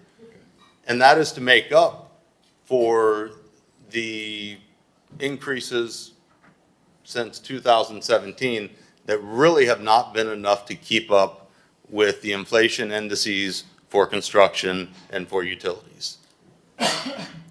John, do you have a mix of where that revenue comes from, specifically commercial versus residential? I do not have that breakdown. Brian, do you have that? For the record, Brian Mance from GovRates. About 40% of your overall utility revenue comes from commercial customers, 60% is from residential. Say that again, please. About 40% of the utility revenues come from commercial, and 60% comes from residential. And does commercial mean multi-unit condo? No, multi-unit is included. Commercial is a BTR-based business? That would be office, hotel, yes. Retail. Got it. True commercial. Okay. And Mr. City Attorney, are there legal stipulations that would not allow us to bifurcate rate levies between residential and commercial? As I understand, we can't charge different rates for commercial and or versus residential. Yes, so that question was asked when we were formulating this plan, and we cannot charge different rates, so we did advise with legal. And so the presentation last year for this same topic included this graph here, or this chart here, which is the impact for a single-family resident. I changed this, and we did some estimates this year because approximately 90% of our residents live in multifamily condominiums. I do, Kara does, Jason does. That's pretty much the standard for Miami Beach. about 10% of the residents live in single-family homes. So we did this exercise. What we did is a condominium has a master meter. As a condo resident, I don't get a water bill. The HOA gets a water bill. They pay this whole water bill, and then they divide it up amongst all of the units, and they charge it in their HOA fees. So what we did is we did an estimate. We took units ranging, or buildings ranging from 4 units up to over 100 units. It was a sample size of about 1,200 units, and estimated what our proposed increase, how that would look on the bill of the average resident. You can see in 2027, it equates to $11.77 per condo unit. That's an estimate that would vary based on usage of the actual condominium. Then it would go up to $13.51 and 28, I'm sorry, go up $13.51 and 28, $13.21 and 29, $11.17 and 30, $11.51 and 31, and $5.16 and 32. And to the right of those numbers is the associated percentage. This is a combined estimate based on water, sewer, and stormwater. So this is the impact over this 6-year period that the average resident in the city would see. The next slide is going to be. Can't see. Oh, sorry. Can't see that. Maybe I look up Yeah, here. just break that down simplistically, John. Show us, just pick out an example year, 2027. Tell us where we're 2027. at. Yep, we are looking at an increase of about $11.77 for the average condominium resident. Per month, which would bring their bill from $104.14 to $115.91. Per month. And I say their bill, but really their portion of the HOA's bill. Per month. Per month, yes, sir. So $11 is the delta for 26? Between 26 and 27. And then between 27 and 28 would be 13? Yes, sir. So the bill over the 6-year period would go from, or 7-year period would go from $104.14 to $170.46. I want to point out something very important here. The EPA has a threshold for affordability, and that is 4.5% of median household income. Below 4.5% is considered affordable. That is only for water and sewer. This bill that we're talking about is for water, sewer, and stormwater. Florida is a little unique that we have stormwater utility funds pretty much in every city for obvious reasons. We're coastal cities, we have different challenges, sunny day flooding, sea level rise. But if you look on the far right column, the existing, we're at 1.7%. We're less than half of the affordability threshold that the EPA outlines. Even going into year 2032, we are just above half of their threshold. So the city of Miami Beach has very reasonable water and sewer rates, and these are essential services. Nobody cares about water and sewer until you turn on your faucet and there's no water, or you flush your toilet and it's backing up in your condo or your house. And John, I know you likely don't have this analysis now, but when we hear this again, perhaps at full commission, maybe Mr. CFO, you can help out here. Can we have those increases X just customary inflation? Right, so. Oh, what inflation would be as compared to what our rating? No, if you strip out inflation, let's call it 3% CPI. So I could see above and beyond what those increases are above and beyond inflation. Yeah, they could add a column, stripping out estimated 3% CPI, which would be basically 3% less than what's there. But yeah, they can prepare that. Because, that may look like a huge delta now, and it does, right? But I'd be interested to see just, if we would build on the 115 and 3% each year, what that number would be. And Chair, if I could just add on, and I think John touched on it a little bit earlier, but we were set in a set of rate structures based on the last study that was set way below what basic inflation was. And just on the last rate structure, by doing the subsidized rate increases instead of CPI, I think it was over 10% we lost out just on that. So when you're looking at those rates, part of the fact is that a prior commission set rates so artificially low on the increase side that we lost out over 10% just on CPI. And as John also mentioned, construction has been running at probably double CPI, if not much more on that, which again, most of the costs of the fund are coming from this $1.2 billion 10-year capital improvement program. Yes, sir. So I would also recommend including a construction indice that would kind of show how much construction has increased in that. Does this include the county's pass-through?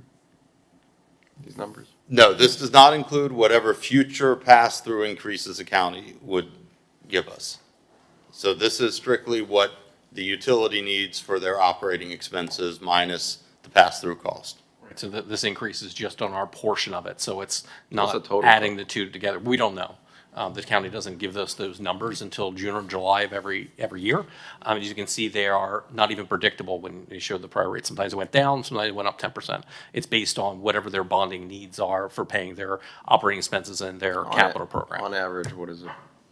I can go actually back to have that that in table. a future slide. Oh, okay. Yeah, so if, looking at this, if we would apply a 3.5% CPI from that 115 number in 2027, in 2032, we'd be at about $145. So the county's pass-through does not affect the total bill amount. That's the volumetric usage. So even though the pass-through might look like a lot when we get to that slide, it's not the whole bill. This whole bill includes stormwater, it includes base charges. There are many components to the bill. And we can certainly do that in a future presentation, break that down a little further if that's what the commission wishes. So this is the same chart just for single family. So instead of $11 and change the first year, we're looking at $15 and so on and so forth. And there's an assumption that after 2032, this will settle down and go to more increases that are more closely tied to CPI.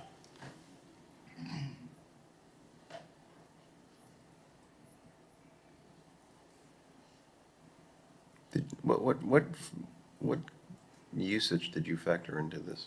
This is 5,000 gallons a month, which is a typical usage done when we do these presentations. Did you do 5,000 a month for the individual condo units? So no, we did not, because we actually took their usage because it was very difficult to do that exercise. We actually had to go in and take actual bills and divide it by the number of units.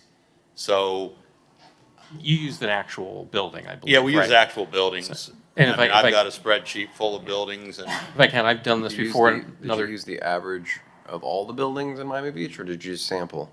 just a sample. It was a total of 1,200 units total.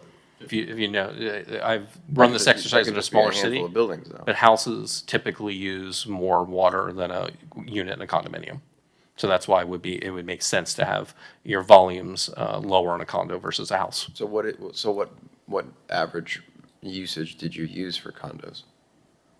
I You're don't assuming have that, 5,000. but I can come back with that. Because you're using 5,000 gallons on average for single-family homes. Mm-hmm. Well, I'm curious to know what usage you use for. So that's, the 5,000 gallons is an industry standard when you're doing a presentation. It's an average usage for single-family home. I would estimate that the usage in Miami Beach could be potentially higher due to the larger meter sizes on some of the very large homes. And we do have modest-sized homes, but we're all seeing what they're being replaced with. So that could vary. But you can include that in the memo if this goes back to commission where it mentions for the model perspective, just, the model used 5,000 gallons assumed usage on water for single-family homes and X for the condos. But it would absolutely should be less than 5,000 when it comes to per condo, but they can put that number in the memo. And Mr. City Attorney, just trying to put my thinking cap on about how we can protect the residents that likely need it the most.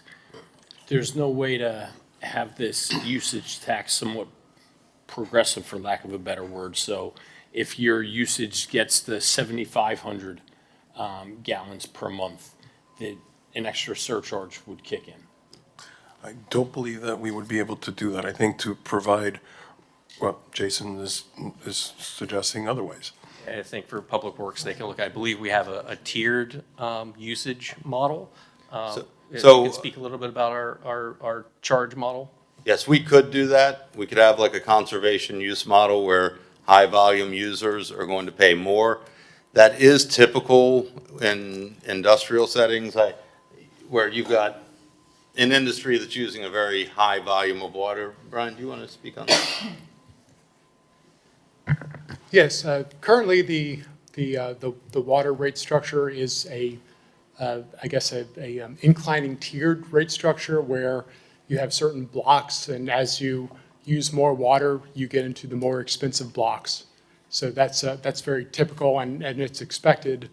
That's the expected rate structure. And what flexibility do we have around increasing rates at the higher usage tier, but keeping rates lower for the lower usage tiers? And where I'm going with that is if there's lower usages for our lower impact users that probably are least able to take on some of the impact fees here, it's very different than maybe a large hotel that is going to have very high usages. And if we could make the more impactful tiers scale a little more expensive, then perhaps that could offset some of the needed. Yeah, and I like where you're going with that, Commissioner, Mr. Chair, because that also has a mindset for users to be more cognizant of their water use and not have to probably consume as much as they normally would. And there's probably even changing some of their faucets, where it has a little bit less of a rate of flow. If I can, yes, because our existing rate structure, which again is very common to allow for things like that, so the commercial massive users are paying more. If I'm looking correctly, it's $1.18 per 1,000 gallons for the first 8,000, then it jumps to $3.26 for the next 8,000, and then above that it goes to $4.83. And then over 24,000 gallons, which is going to be your largest buildings, commercial, you're paying $6.59 if I'm reading this rate structure correctly. So it is exactly set to that where the smallest users will pay the least. Right. And I guess where I'm going with this is there a way to essentially increase by a more incremental amount the higher usage tiers? Right. So we would keep for example, the lowest usage tier, we keep flat. The next usage tier increased by 1%. The next usage tier above that, you increase by 3%. And it's kind of a backdoor way of also bifurcating residential versus commercial. What the LTC on this moment, what did you use as the baseline? I'm sorry, for what? The utility rates? No, the usage. On the LTC, I didn't. It would have been either 4,000 or 5,000, 7,000. And that's because historically on the LTC, it had always been done 7,000. So we kept that consistent.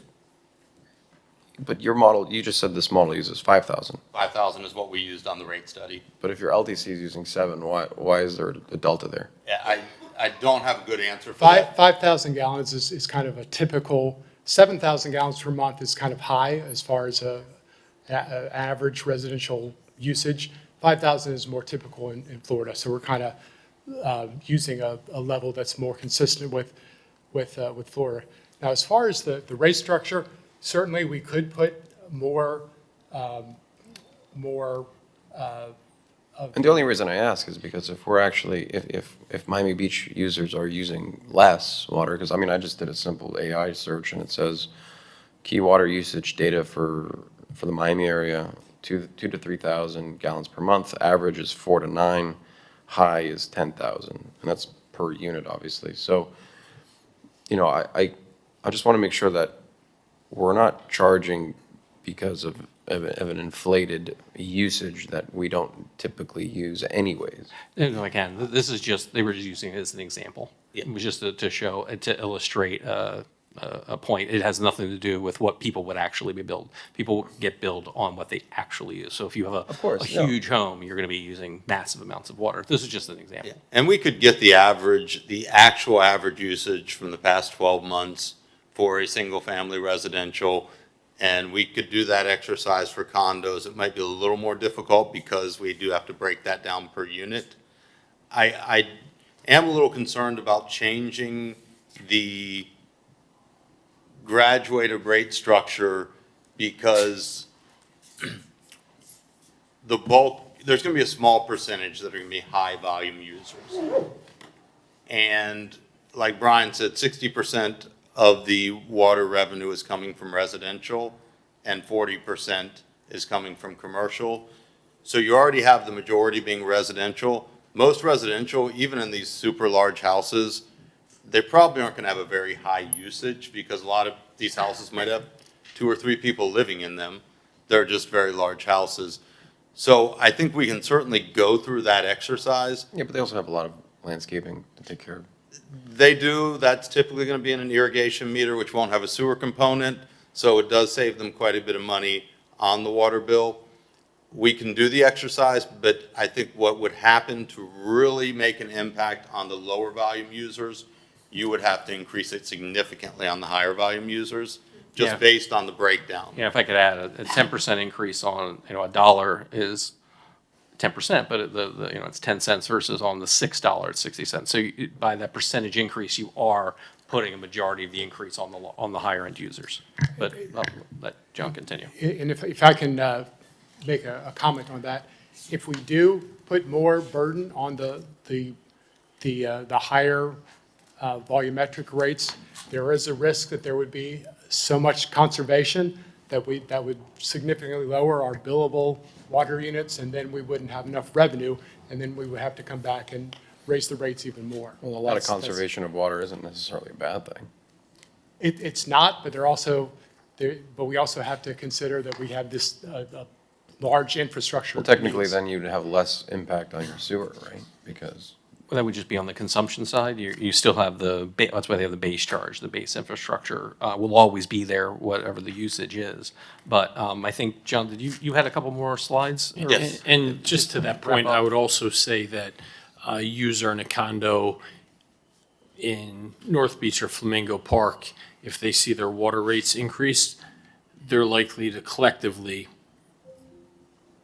participate in reduced consumption to a much greater extent than a home on 15,000 square foot home on North Bay Road or the Fontainebleau Hotel.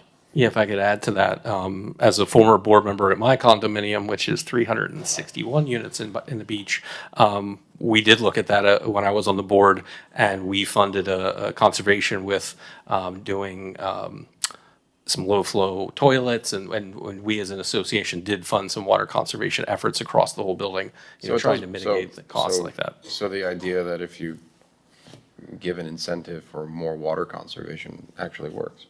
Yes, and that's why the rate structure is the way it is that, that's taken into account. But John? Okay.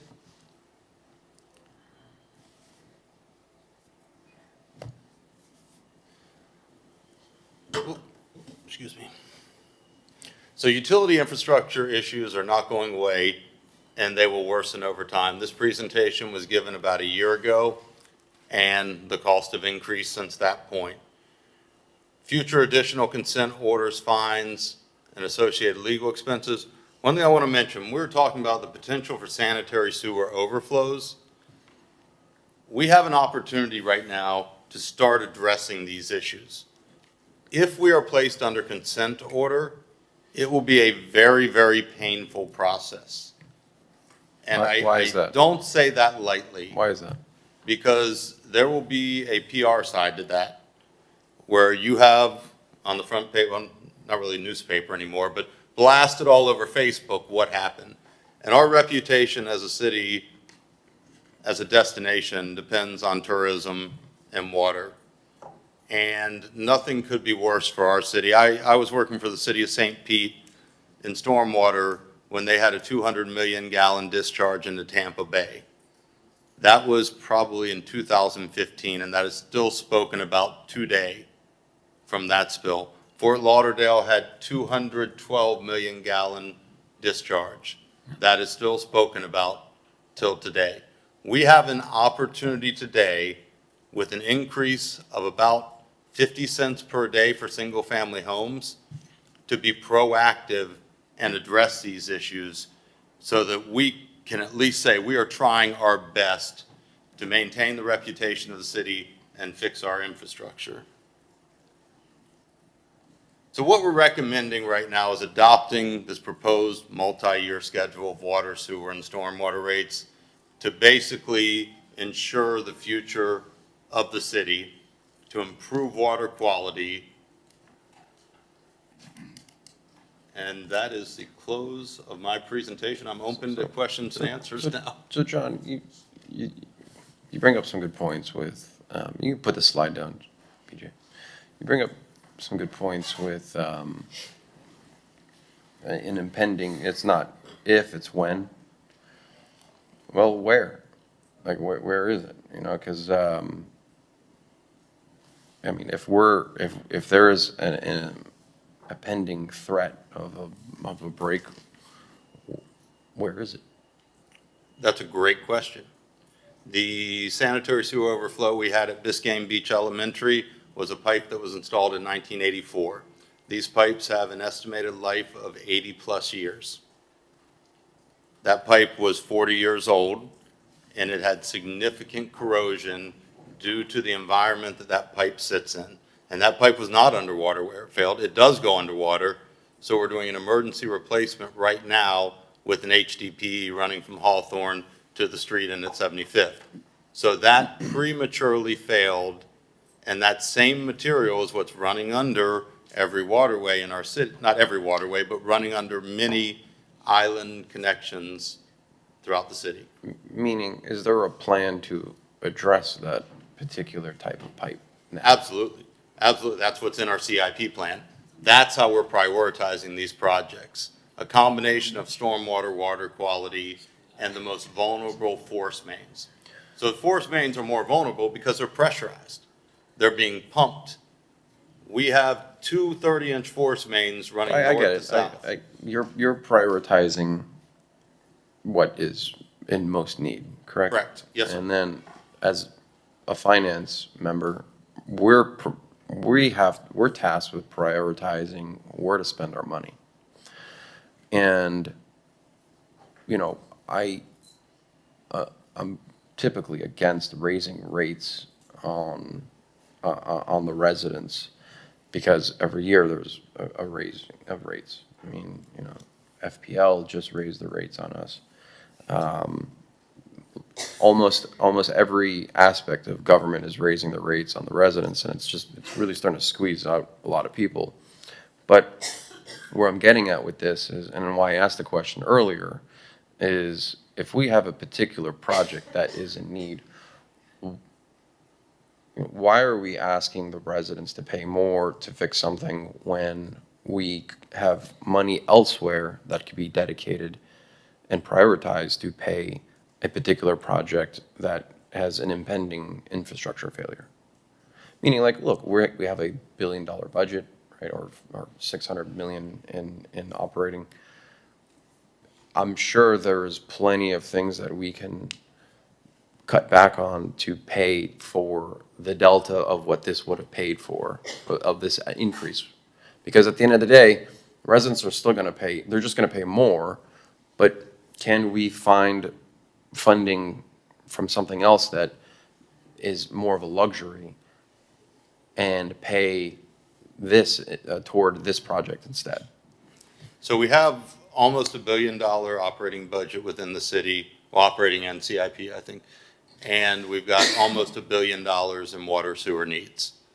So you can see we can't cut 100% of the budget in the city and dedicate it totally to water and sewer. No, but what I'm saying is you know, you're asking the residents, you're asking us to pass rate increases where it would increase the delta a certain amount for every year. And what I'm saying is, can we, and this is more of a question for us, can we find funding from other sources that are more of a luxury? And, you know, it's a hard, you know, question to ask all of us to pay for some of these capital improvement projects that are obviously, they need attention, because I certainly don't want to see any, you know, water sewer breaks in the Biscayne Bay, like happened in Fort Lauderdale. But, you know, I want to, you know, I want to have a sort of a zero-sum game of, look, you know, maybe we have to cut back on something else to pay for the delta of what this is. That way the residents aren't paying extra in rates every year.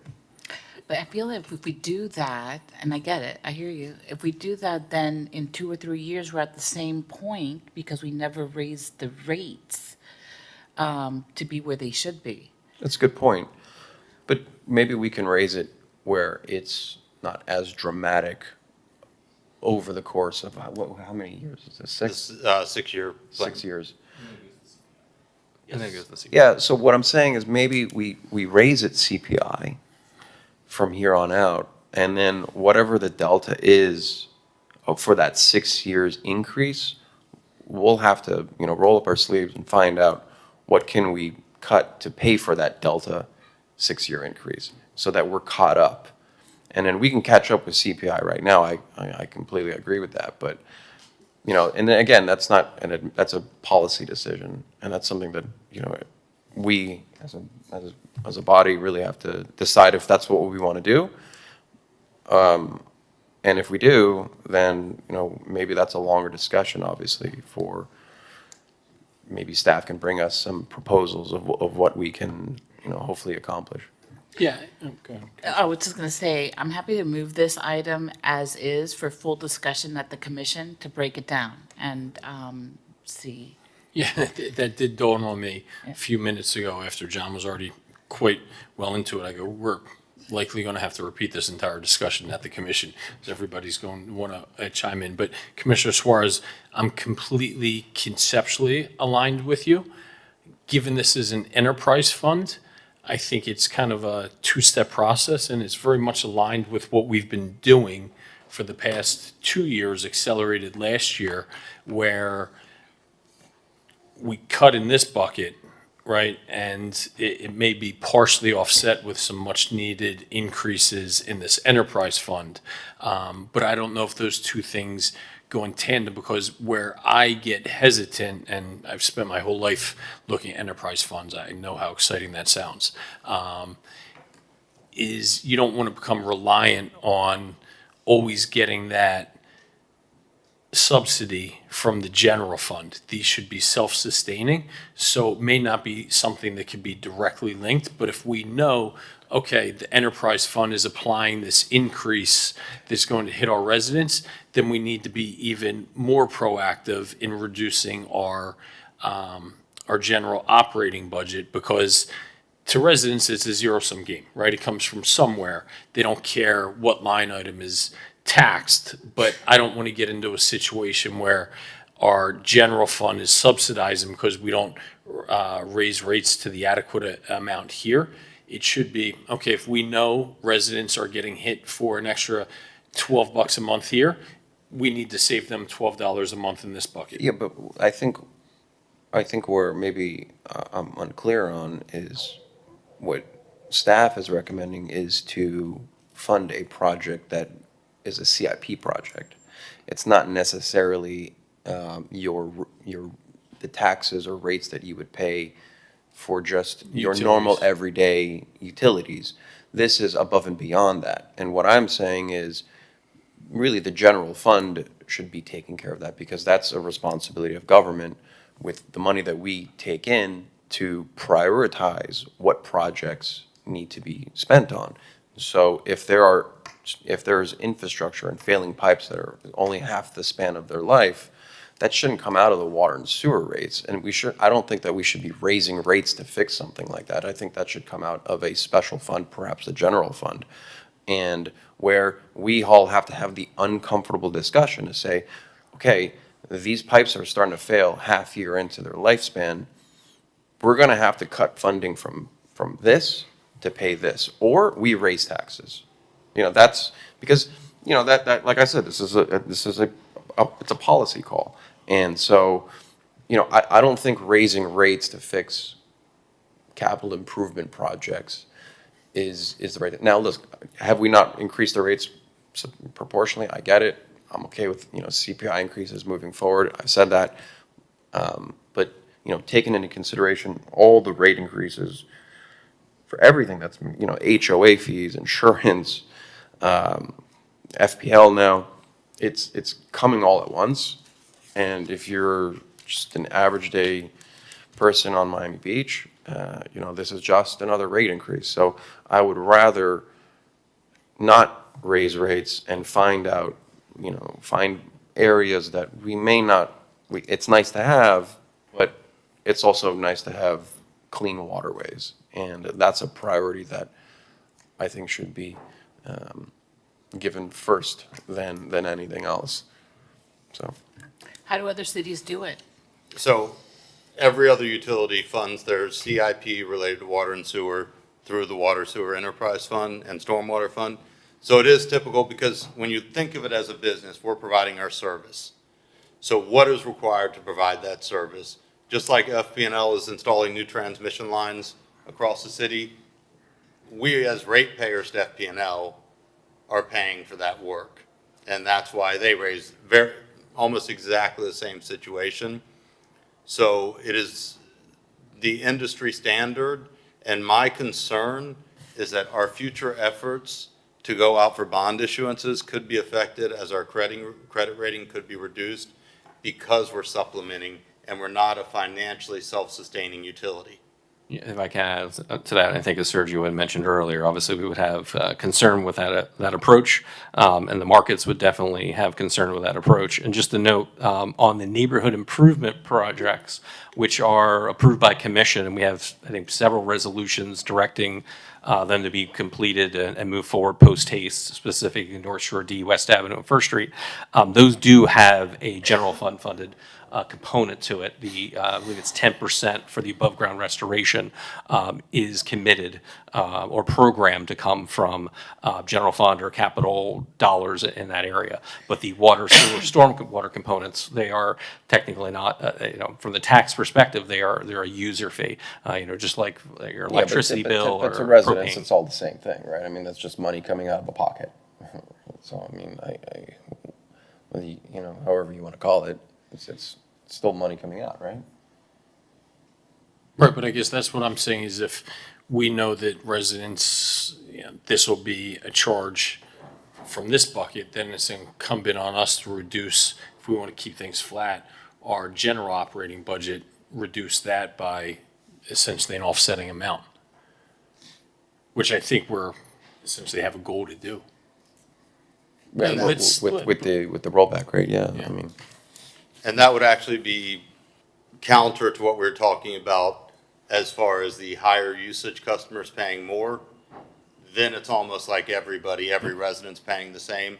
So our rate structure is based on usage, so it would, you know, if you're using more, you're paying more into the system, so. John, let's move this along the commission for a full discussion. What I'd like you and your team to come back with is a more progressive tiering for usage, right? And perhaps I think that additional bucket kicked in at what, 8,000 gallons? I believe that's, yeah. So what we will do is we will look at average usage throughout the city. I think we can do that through the water billing program. Yep. And maybe redo those charts Yes. according to what the average usage is.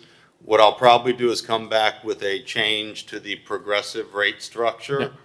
But also come with our recommended as well, because I think we might find that the progressive structure really is going to help the lower usage customers as much as we're thinking.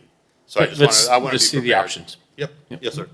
All right, I think Commissioner Dominguez was making a motion to return this to commission. I'll second. With a favorable recommendation to approve, obviously to discuss the utility rate ordinance as presented. So this would come back as the ordinance directly, and then we'll discuss it at the ordinance level.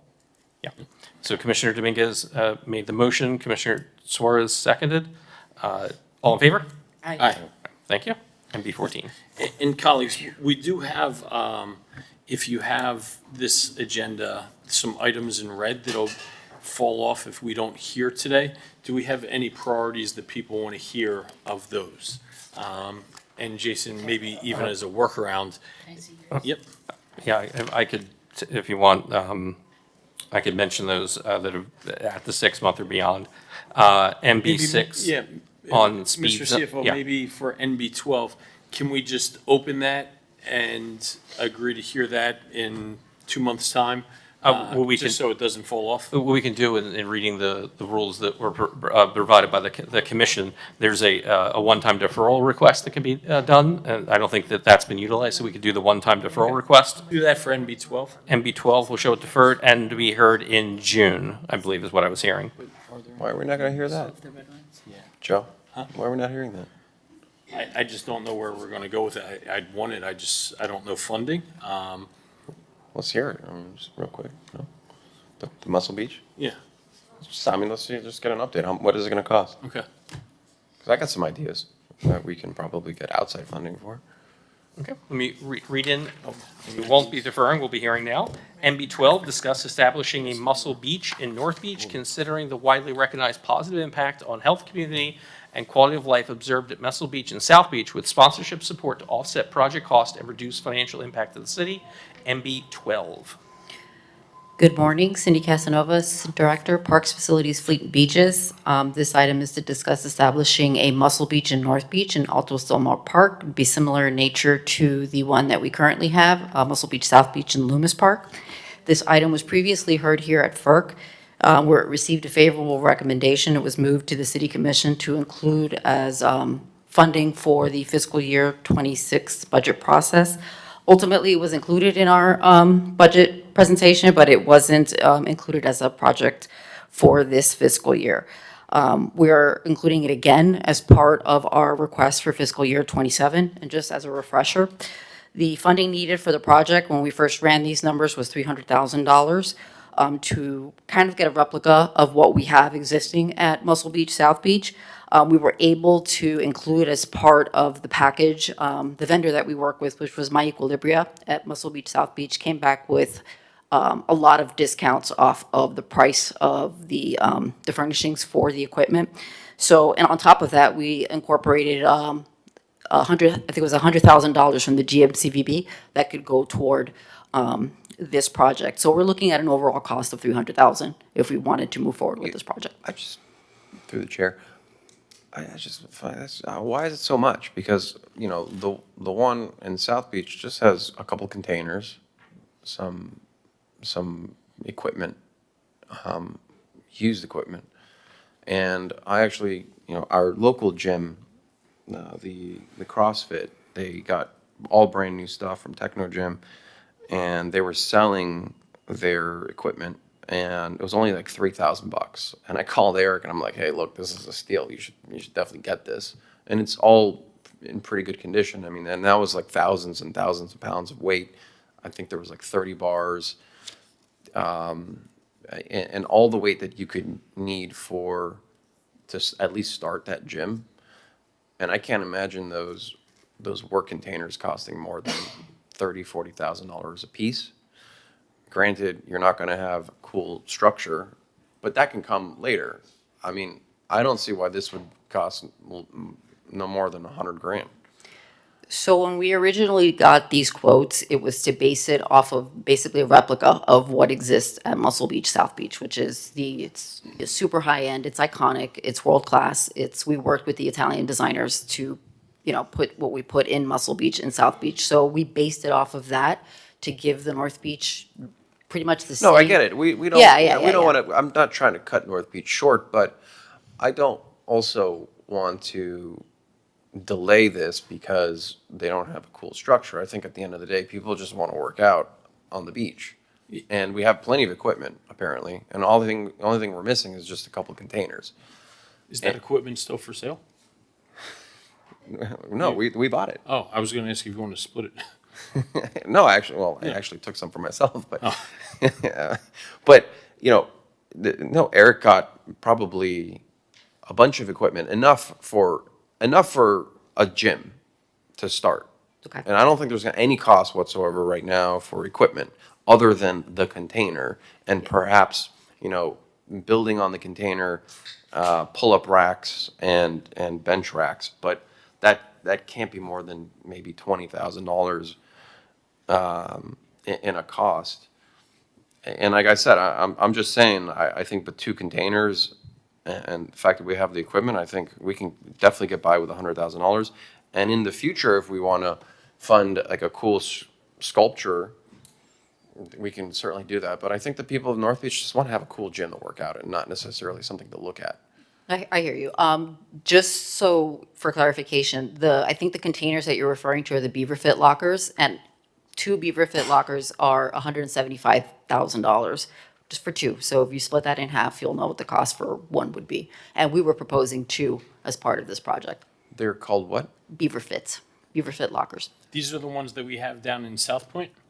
that we have Or at in- Muscle Beach, South Beach. I gotta get into the business of selling to government. I mean, they're storage lockers, right? They come contained with weights, with the bars, with everything. They're not just the container, it's everything that goes Okay, into the equipment container and as well, stuff like correct? that. But I guess we have part of the equipment now, is what I mean, you're saying. I'm looking right here. Commissioners. I see it says Beaver Fit boxes such as tactical gym boxes generally start around $3,600 to $4,900 to fully equipped. Smaller configurations, larger units like the Beyond trailer start at roughly $32,000. Price depends on configurations, obviously. But I mean, that says it's $32,000, not $175,000. Again, the container, if you want all the accoutrements that come in the container with the weights, the bars and whatnot, that's where the prices start going up. We already have all the weights and the bars.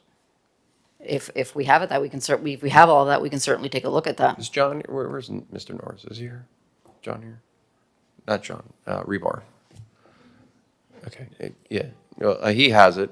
In fact, there was so much given that I think even the fire department took some because there was so much to give away. But I mean, if I'm looking at this, it says it's $32,000, and that's coming from their website, not $175,000. So, and by the way, you know, we can also just buy a regular shipping box or a container, and then retrofit, you know, where to put the bars and the equipment. I don't think it has to be, you know, just get out of the box. I mean, we can certainly have someone just weld that in there. Let us come back, can we just take some time to go through what we have, whatever the equipment is that you're referring to Sure, that was and- donated, and let us take another stab at it. And also, also pivoting here, I'm sure there are companies out there, such as like Rogue or even, you know, Techno Gym, started getting into sort of this functional fitness where they might just be give it for free. So, for example, you know, the CrossFit that I mentioned, they got away, they sold all their stuff, and Techno Gym came in and gave $900,000 of equipment for free to their gym just because they wanted to get into the space and sort of have this brand recognition of their new line. Can we possibly go to a couple of these these brands and ask, hey, are you willing to have, you know, your equipment here be the premier equipment, and you can have branding around it, and as long as you know, fully, you know, build it out for us. Absolutely. Through the chair. Yeah, please, Commissioner. So Commissioner, that was the item that we voted on last commission meeting about naming rights and sponsorships. That was exactly my intention to do.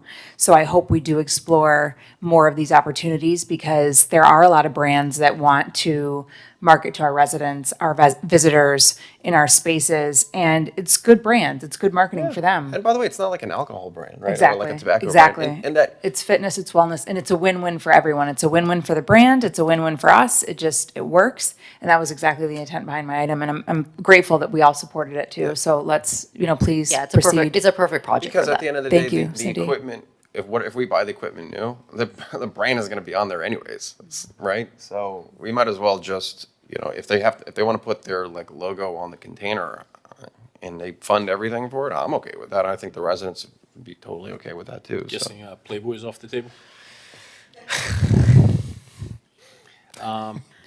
But it could also even be if somebody's allowed to open a small coffee shop, like out there, in the park or something like that, and then in turn, they pay for it. I'm open to ideas. Yeah, it just, I don't want to delay any further on giving North Beach a cool outdoor gym, because, I go to that South Beach gym all the time with my family, and it's a great meetup spot. People from all over the world go to these places just to take selfies there. I don't think the only place that does this is California. What beach is that? Venice Beach. Yeah. And if we can have another one here in Miami Beach, it's awesome. Yeah, if you give us another a month or two to rework this, and we'll come back with something else. So we could show this item was heard, and the return to FERC with additional options with sponsorship opportunities when appropriate. Yeah. Okay. Thanks. Awesome, appreciate you accelerating us hearing that. Let's hear OB4 and Commissioner Mateo Salinas. How about the future one? Are we not able to hear that, or we are? Yeah. Okay. Yeah, thank you. So we'll hear OB4 next. Yep. OB4, discuss the placement of additional or improved wayfinding that could direct guests, customers, residents from the Miami Beach Convention Center to Lincoln Road Mall. OB4.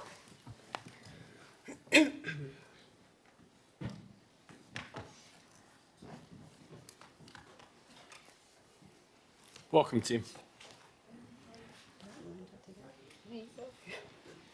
Good morning. So this item was to basically bring wayfinding from the Convention Center and Convention Center Hotel to Lincoln Road. And there's been quite a lot of activity, including the 17th Street Garage Wrap, which our friends completed, and it looks great. And Lizette has brought some other ideas from other projects that are going around the city that might complement this item, so I'll turn it over to her. Thank you, John. Good afternoon, Commissioners. Yeah, wayfinding is not our thing, but the request was to do an artistic wayfinding sign. And there's so many things that are happening right now, which are exciting in the city center, including conversations with the Bass, and they're doing a sculpture park that will connect to Collins Canal Park that also has sculptures to the botanical gardens that would lead folks to the convention center back and forth. At the same time, there's a lot of activity happening on Lincoln Road. There has been a plan in the past, James Corner Field. There is an item to do a permanent mural at the 17th Street Garage, where now we have it wrapped with the sports I love this wrap. activations. It's incredible. There's also, then the wayfinding sign, but there's no sidewalk there right now. There's a construction project. We have also spoken to Tara and Turnberry, and in your package, you'll see that there's a couple of examples of where we can go to tie everything in, because the more you talk about it, and you can see that there is cohesiveness with different projects that are happening in the city that could really provide wayfinding from Lincoln Road all the way to Collins Park, and those are some where we're at right now. So we're still working on it. There's nothing now, but we are sharing with you two options. There's a James Corner Field plan that shows some traditional wayfinding signs that reference the piano keys that everyone knows. Lincoln And do you Road. have a visual of anything available? I'm not sure, but it's in your package. I didn't share this one. And then there's our Tara and Turnberry for the Miami Beach Convention Center Hotel shared some examples of how you can be creative with wayfinding signs. And so those are there. So we could do a combination. We feel that tying in, maybe the piano keys, but having some type of visual recognition to engage pedestrian connectivity between all these different corridors would be the way to go. Then just, going further than what the item is asking for, that's asking for one monumental piece. We're trying to tie in all these different things together.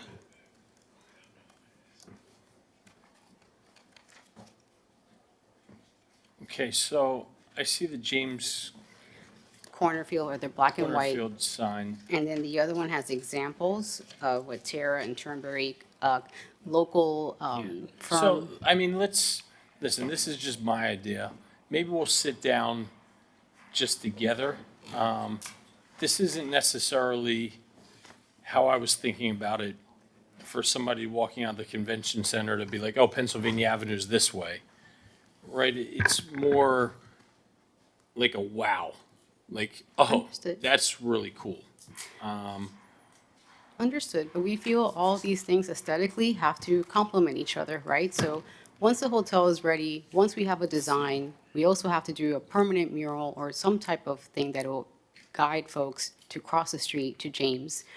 In the James Cornerfield plan, there's also a Lincoln Road sign that was cut from the budget. I know that we have a representative here from Lincoln Road, but there's multiple parties. We'd love to sit down with you. We did sit down with your aide, but we'd love to have a chance to talk to you, walk this dog with you, how they say. Yeah, let's do that.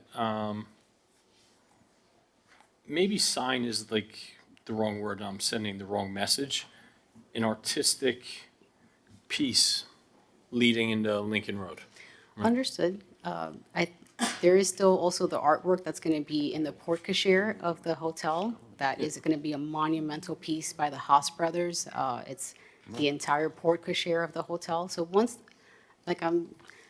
the way, and I'm speaking for myself, I guess, the way I'm envisioning is once the hotel is ready and it's beautiful, we want to then add elements to enhance that, not clash. So that's kind of like what we're waiting on, and we have been engaging with all the different stakeholders that I mentioned to help inform this project. Okay. Let's meet before, we'll just kind of keep this here, Mr. CFO, and we'll sit down and meet. I appreciate it. Thank you. So we'll just show the item heard and to return. Yep. Mr. Chair, for the last item, the Muscle Beach one, I asked to be a co-sponsor on that if you. So Actually, do what I I'd have like, discretion on that, Mr. CFO? actually, what I'd like to, if you're possible, I'd like to be a prime sponsor with you because I'm gonna try to work with Techno Gym to get this gym fully funded. It's up to you. I'll co-sponsor. I just think it would probably be more impactful if Techno Gym heard from the fitness commissioner.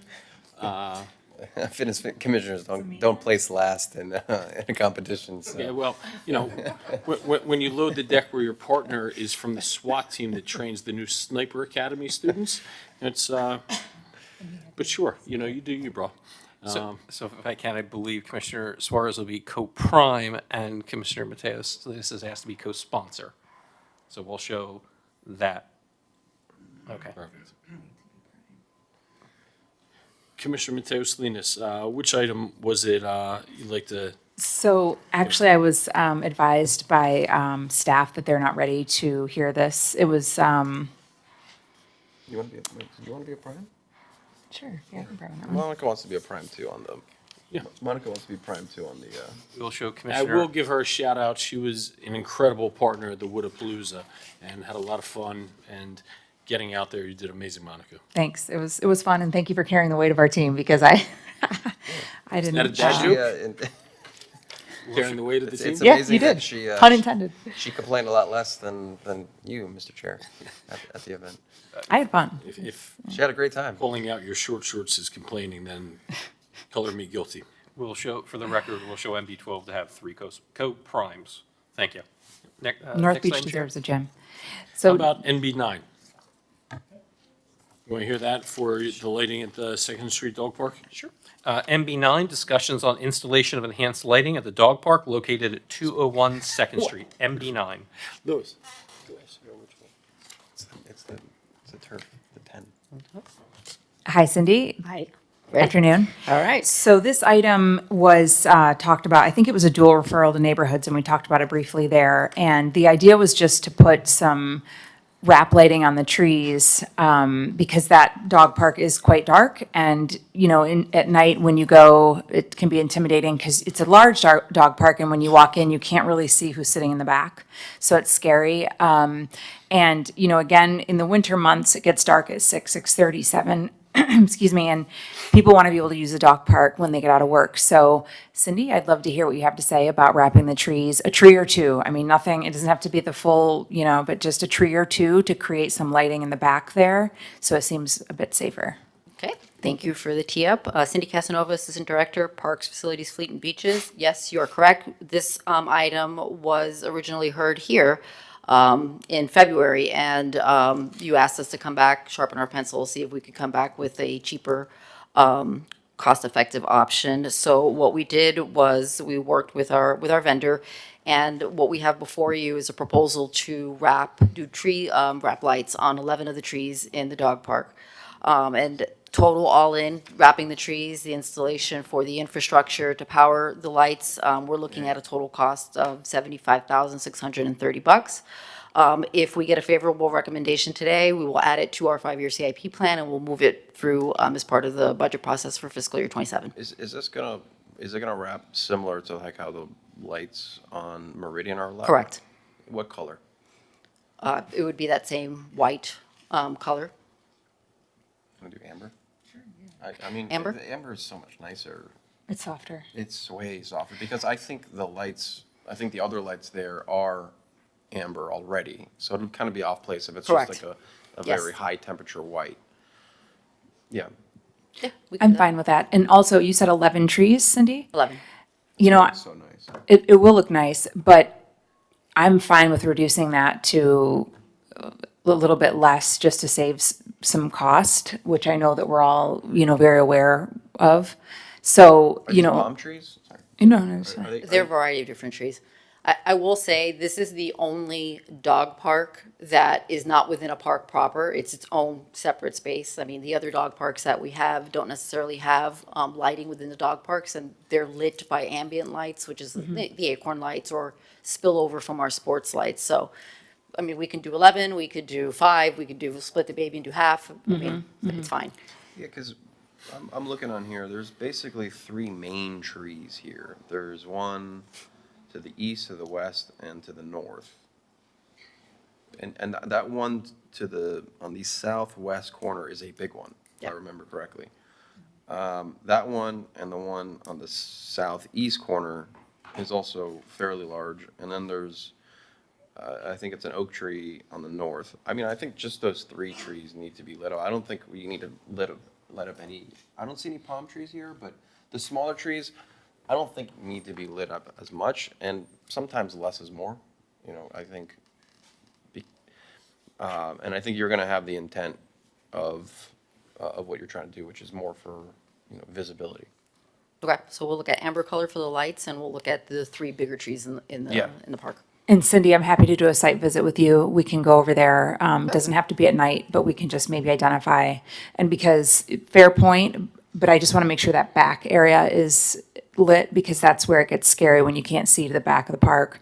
But we can just do a site visit and figure this out. Okay. Thank you. That's good. And what would also help with safety is it'll look beautiful next to the abandoned hostel that the HPB would like us to keep instead of actually having amenities for schools. That's just great for the neighborhood. I say that in disgust. If I can, just to land it here, because it would be capital, would be operating on this cost. So would this be through the budget process? Is this to be added as an enhancement or to be a budget priority as a budget enhancement? I would just need to know from the committee. For the public, what's the difference? Well, we do our best when with our available dollars to fund a budget priority. It just kind of gives us a little more emphasis to trying to fund that item. Because as of right now, the budget enhancement doesn't even exist. So the first step would be is if we say we're okay with it being a budget enhancement to be considered the budget process, or do you want to be a budget priority budget enhancement? Kind of gives it a little bit more weight. Well, I think, I want to see the lights there. I think the people there would love to see the lights. It's up to the sponsor.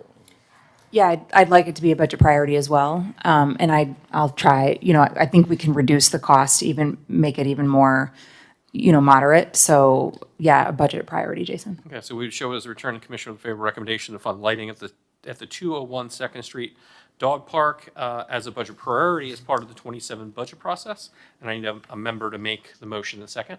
I'll move it. Commissioner Suarez, second. I'll second. All in favor? Aye. Item passes 3-0. Thank you. Thank you. And I'm going to hear NB 10. It is from Commissioner Fernandez. I don't know if he's out there in the abyss somewhere.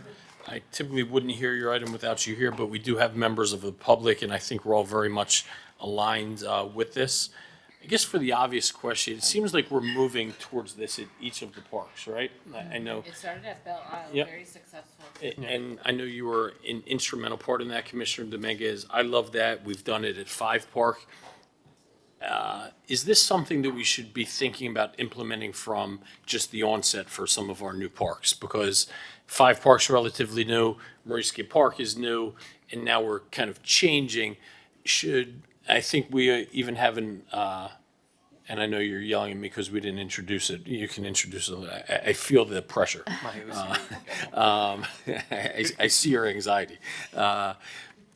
Bayshore Park even, but should we think about having a policy, if this is the direction we're moving, that this is just how dog parks are completed from the beginning? Mr. CFO, I'll allow you to introduce. Thank you. Yes, I will introduce. The other is the commissioner, yes, I know wasn't able to be present, and he did email us a few that he wanted deferred, and this wasn't one of the ones that he mentioned, so I assume that it was okay. Obviously, he was okay with that. But MB10 discussed changing the surface to artificial grass at the dog park located at South Point Park as recommended by the Parks and Recreation Facilities Advisory Board, LTC 542-2025, and to also discuss changing the surface of artificial grass at the dog park located at Maurice Gibb Park for the same reasons, including reducing maintenance frequency and associated costs. MB10. Good morning, Cindy Casanova, Assistant Director, Parks, Facilities, Fleet, and Beaches. Chair, to your point, yes, there is actually a companion item that is in committee or will be heard at committee soon to look at changing the surface at Allison Park, at the dog park over at Allison Park, to artificial grass, and the green space on, I think it's Rue Vendome, Biarritz, and Brest Esplanade too. So yes, there is a motion now to move forward to have more of these dog parks converted to artificial grass. But for the sake of this item, this is to discuss changing the surface over at the South Point Park Dog Park and the Maurice Gibb Dog Park to artificial turf. As you all are aware, dog parks are one of our highest utilized amenities in our park system. They get a lot of wear and tear. And with natural sod comes, the unintended consequences of having sod. You have to shut it down for periods of time because you need to reseed, you need to resod. There's a lot of maintenance costs in trying to upkeep natural sod. So we're aligned in moving forward with moving toward artificial turf. We've seen the success of it at Belle Isle Park, also at Canopy Park. So when we looked at these two projects, what we're looking at for the replacement of the turf at South Point Park, we're looking at an overall cost of $203,000. And we're looking at a cost to replace the turf at Maurice Gibb Park. It's a little over $151,000. This is the small, open, unfenced dog park. Correct. And it's 200, what's the lifespan on it? I'm sorry? What's the lifespan? Or what's the On maintenance? artificial turf? Yeah. Oh, quite some time. And our O&M costs, once you have it in place, it's minimal. It's maybe about $4,000, $5,000 a year. So the only, and I should have raised this before, but, and I'm fully supportive. I think this is a great idea because, what happens is you have to wait like almost 2 weeks for the replacement of grass. But the artificial turf itself,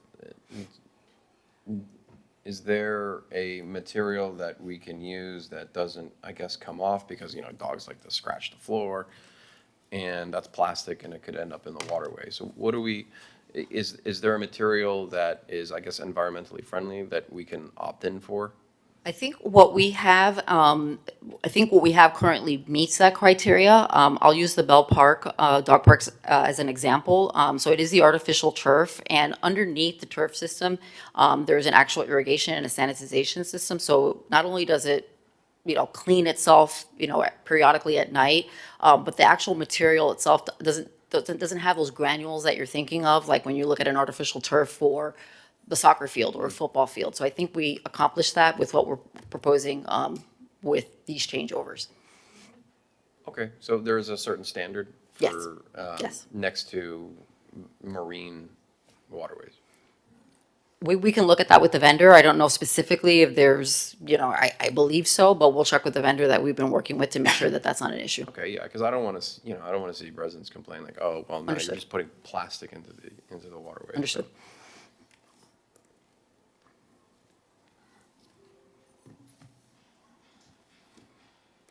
So they actually, it cleans itself? Yeah, there's the underground system that shoots up and sanitizes the dog park, But cleans it's it not in just, water. so it's not just you're laying on turf, there's infrastructure to it. Yes. Okay, cool. Great. I'll move the item. I'll second.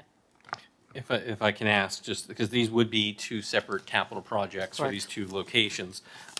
As we often talk about with the capital projects, and we did this with, let's say pickleball courts, was as of right now, they're not part of our capital program. So would the motion be to add it to our capital program, which would be as typical to be added in our fifth year as we typically add capital projects? Or is this to move to the front of the line and to be a budget priority as part of the 27 program? Whether it's a priority or not, let's at least hear it as part of this year's budget process. All right, so we'll show it. I don't think we have to get overly deep I think I on understand. labeling things a priority or not. At the end of the year, we're gonna have a smorgasbord of items. Yeah. And we're gonna say, whatever, it doesn't matter what was a priority in March versus, when we go through the budget, we'll say we have 50 projects, we have funding for 10. And it doesn't matter what was a priority and what's not. Okay, so we'll show this to return to commission with a favorable recommendation to fund capital projects for the installation of artificial grass at dog parks as presented as part of the 27 budget process. Who's making that motion? I believe Commissioner Suarez did and Commissioner Dominguez seconded. Okay, all in favor? Aye. Passes 3-0, thank you. Sarah? I know that the Parks Department wanted to put the AstroTurf in Maurice Gibb, but we could not do it because we had the permits and everything that was going on. They didn't want to put change orders at that time. And we still have the Durham issue that is a 1 year now in April. Once it's closed, then able to do other projects in the park. Okay. But I know that was the total intent to have that because we requested, and the one in Bell Island, it's great. I visited with the dogs, and it's been there for a while. There's no holes or anything, and it keeps very, very clean. It's actually, will be really great. It would be something adopted for all the parks. Would be Maybe we could have some live DJ performances out there. Yeah. Even though I have cats, I go there. They're not. Thank you, Sarah, as always. Okay, so we'll see that closed out. Let's do NB 13, staying on the cats and dogs theme. Sure. MB 13, discuss and take action regarding the potential creation of a program for Miami Beach residents to adopt cats and dogs from Miami Beach shelters where adoptees can be reimbursed or provided vouchers for certain veterinarian bills and food for the first year. MB 13.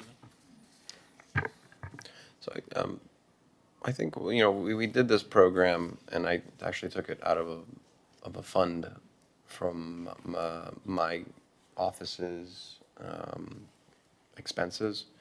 And I don't have a problem just utilizing that fund as a means to fund this project. So we don't have to.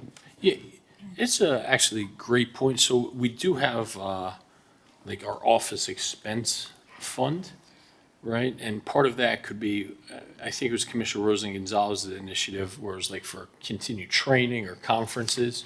Maybe we could think about using that for like public benefit projects around town.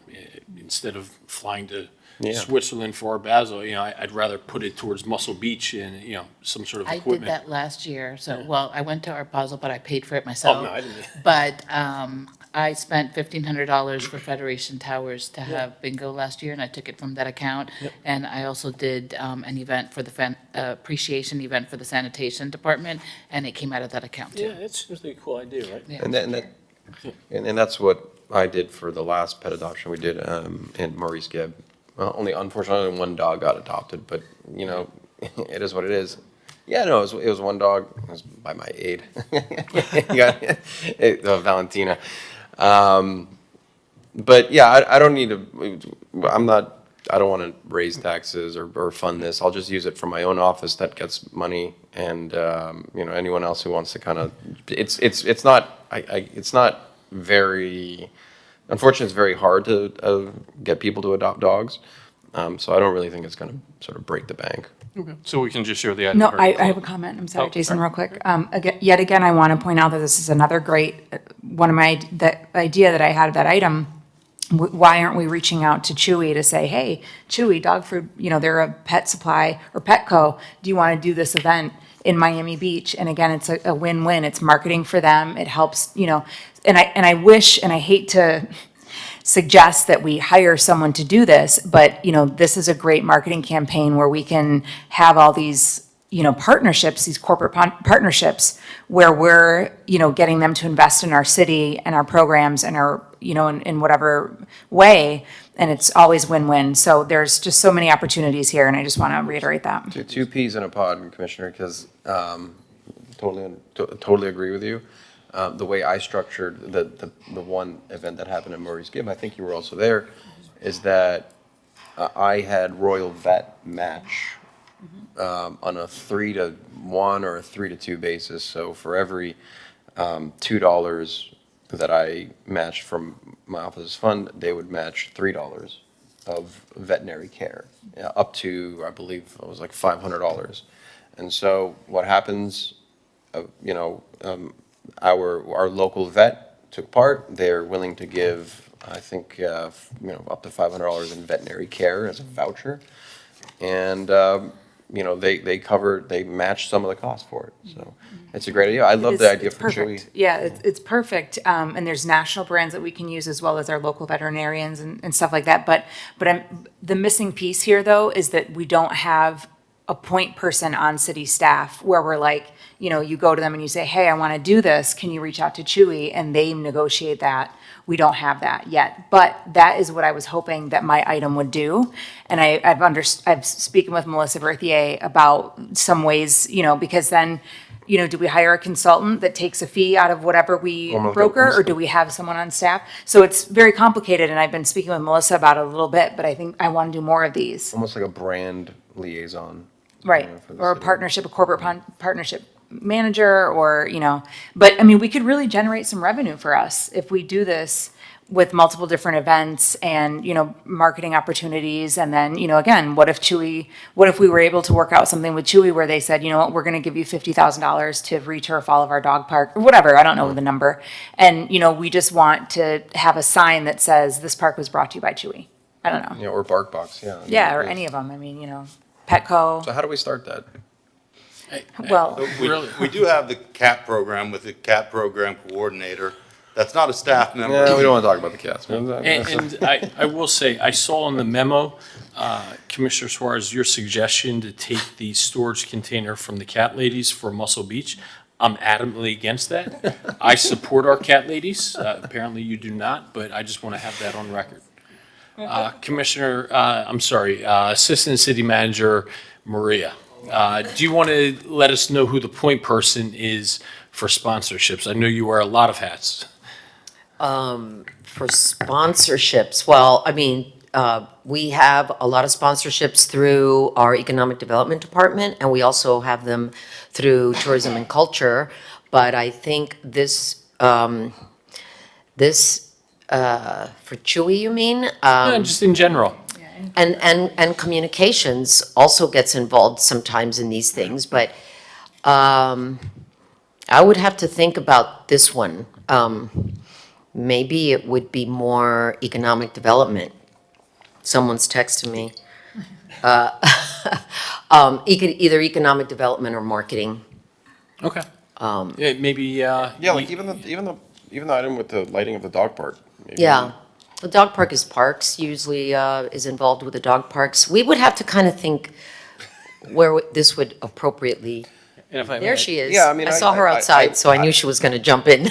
I just like where Commissioner Mateo Salinas is going.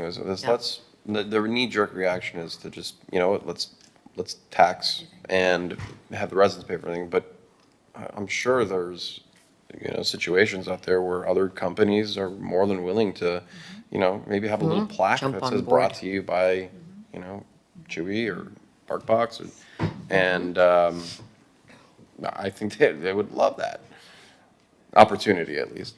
What do you want to say, Melissa? Definitely, sorry. Yeah, I am going to be meeting with the city manager, economic development department. And it depends on the location, because I know there's some areas, like parks, for example, that I believe are exempt. But we'll look into that, and we're going to be meeting shortly. But maybe to like discuss in the beginning of the park, maybe when before they even get If I to may, the through park. the chair, there are also probably some legal considerations in terms of who can do what, whether commissioners should be reaching out, whether it should be through the city, what direction. So I'd like to, and this came up in connection with the techno gym item as well. I want to have my staff look into the appropriate legal mechanisms to do any of these sponsorships. Thank you. And all I ask is that, you know, as you explore this with the city manager, just a point person, 1 point person. So that way, you know, it all funnels through that person, whether it's tourism or economic development or marketing or parks or wherever. But that way, you know, as these come, you know, maybe I want to say, hey, the Flamingo Park returf, you know, let's approach Adidas to see if they want to help fund that. And we can, you know, so just a point person is really what I'm looking for, so we can explore these wonderful ideas. Agreed. Thank you, Melissa. I think, Chair, And Maria, thank I think there is a standing resolution that was approved by Commission previously on this specific topic, so I don't think an additional one is fine, but I know we obviously revisit it. But I think for the purpose of this item, I think, in hearing the sponsor, I think we can show the item heard and closed, but I think that the staff has heard the reinforcement of that prior Commission reso. So we'll show the item heard and closed. Thank you. And I think we're going to wrap up here, Mr. CFO, but do just want to, there's some that'll fall off, particularly some of the parking initiatives by Commissioner Fernandez. But watching the Neighborhood and Public Safety meeting the other day, I believe he has an item that would almost supersede some of that. Is that your understanding? I understand. He has withdrawn MB4, which was the workforce parking solutions. The only one that would fall off related to parking would be the free city hall parking, which has been on the agenda for quite a while. Yep. And that one would fall off, because I know we've discussed that before about the inability to do that, really. Yeah. Yeah. Okay. And I think that's the only parking related one that would fall off. So can we open and continue NB6? Because where does that stand legally? There were some legal considerations there. Were there not? MB6 for the city attorneys is the speed zone detection funding. I think there is direction, my understanding, to move forward with that. And but this particular item was if and when it does ever get implemented, what to do with the funding. The funding does, I think, have to be related to public safety, and the administration's recommendation on this item, and this isn't my item to present technically, but if I recall correctly, was if we were going to get any funding for this, we could direct it towards school crossing guards funding, which also comes out of the general fund. But at the end of the day, it would just be general fund money. So there doesn't need to be a direction from the commission on what to do necessarily with these revenues if and when they ever come in. Well, if I may, through the chair, the statute does limit what the revenues could be used for. So as long as we are keeping track of that, then you're right, money is fungible. So but as long as we're keeping track that we're expending the funds that are collected for the purposes set forth in the statute, we would. Yes, and we've looked at that, and we believe that we spend significantly more than what would be allowed under the statute. So we would have no kind of matching issue, I think, as the city attorney mentioned. So that one would be fine. But if we're going to close out, let me know. I think so. Colleagues, anything that anybody has a burning desire to hear? Rick. Nothing else, sorry. Rick, come on, please.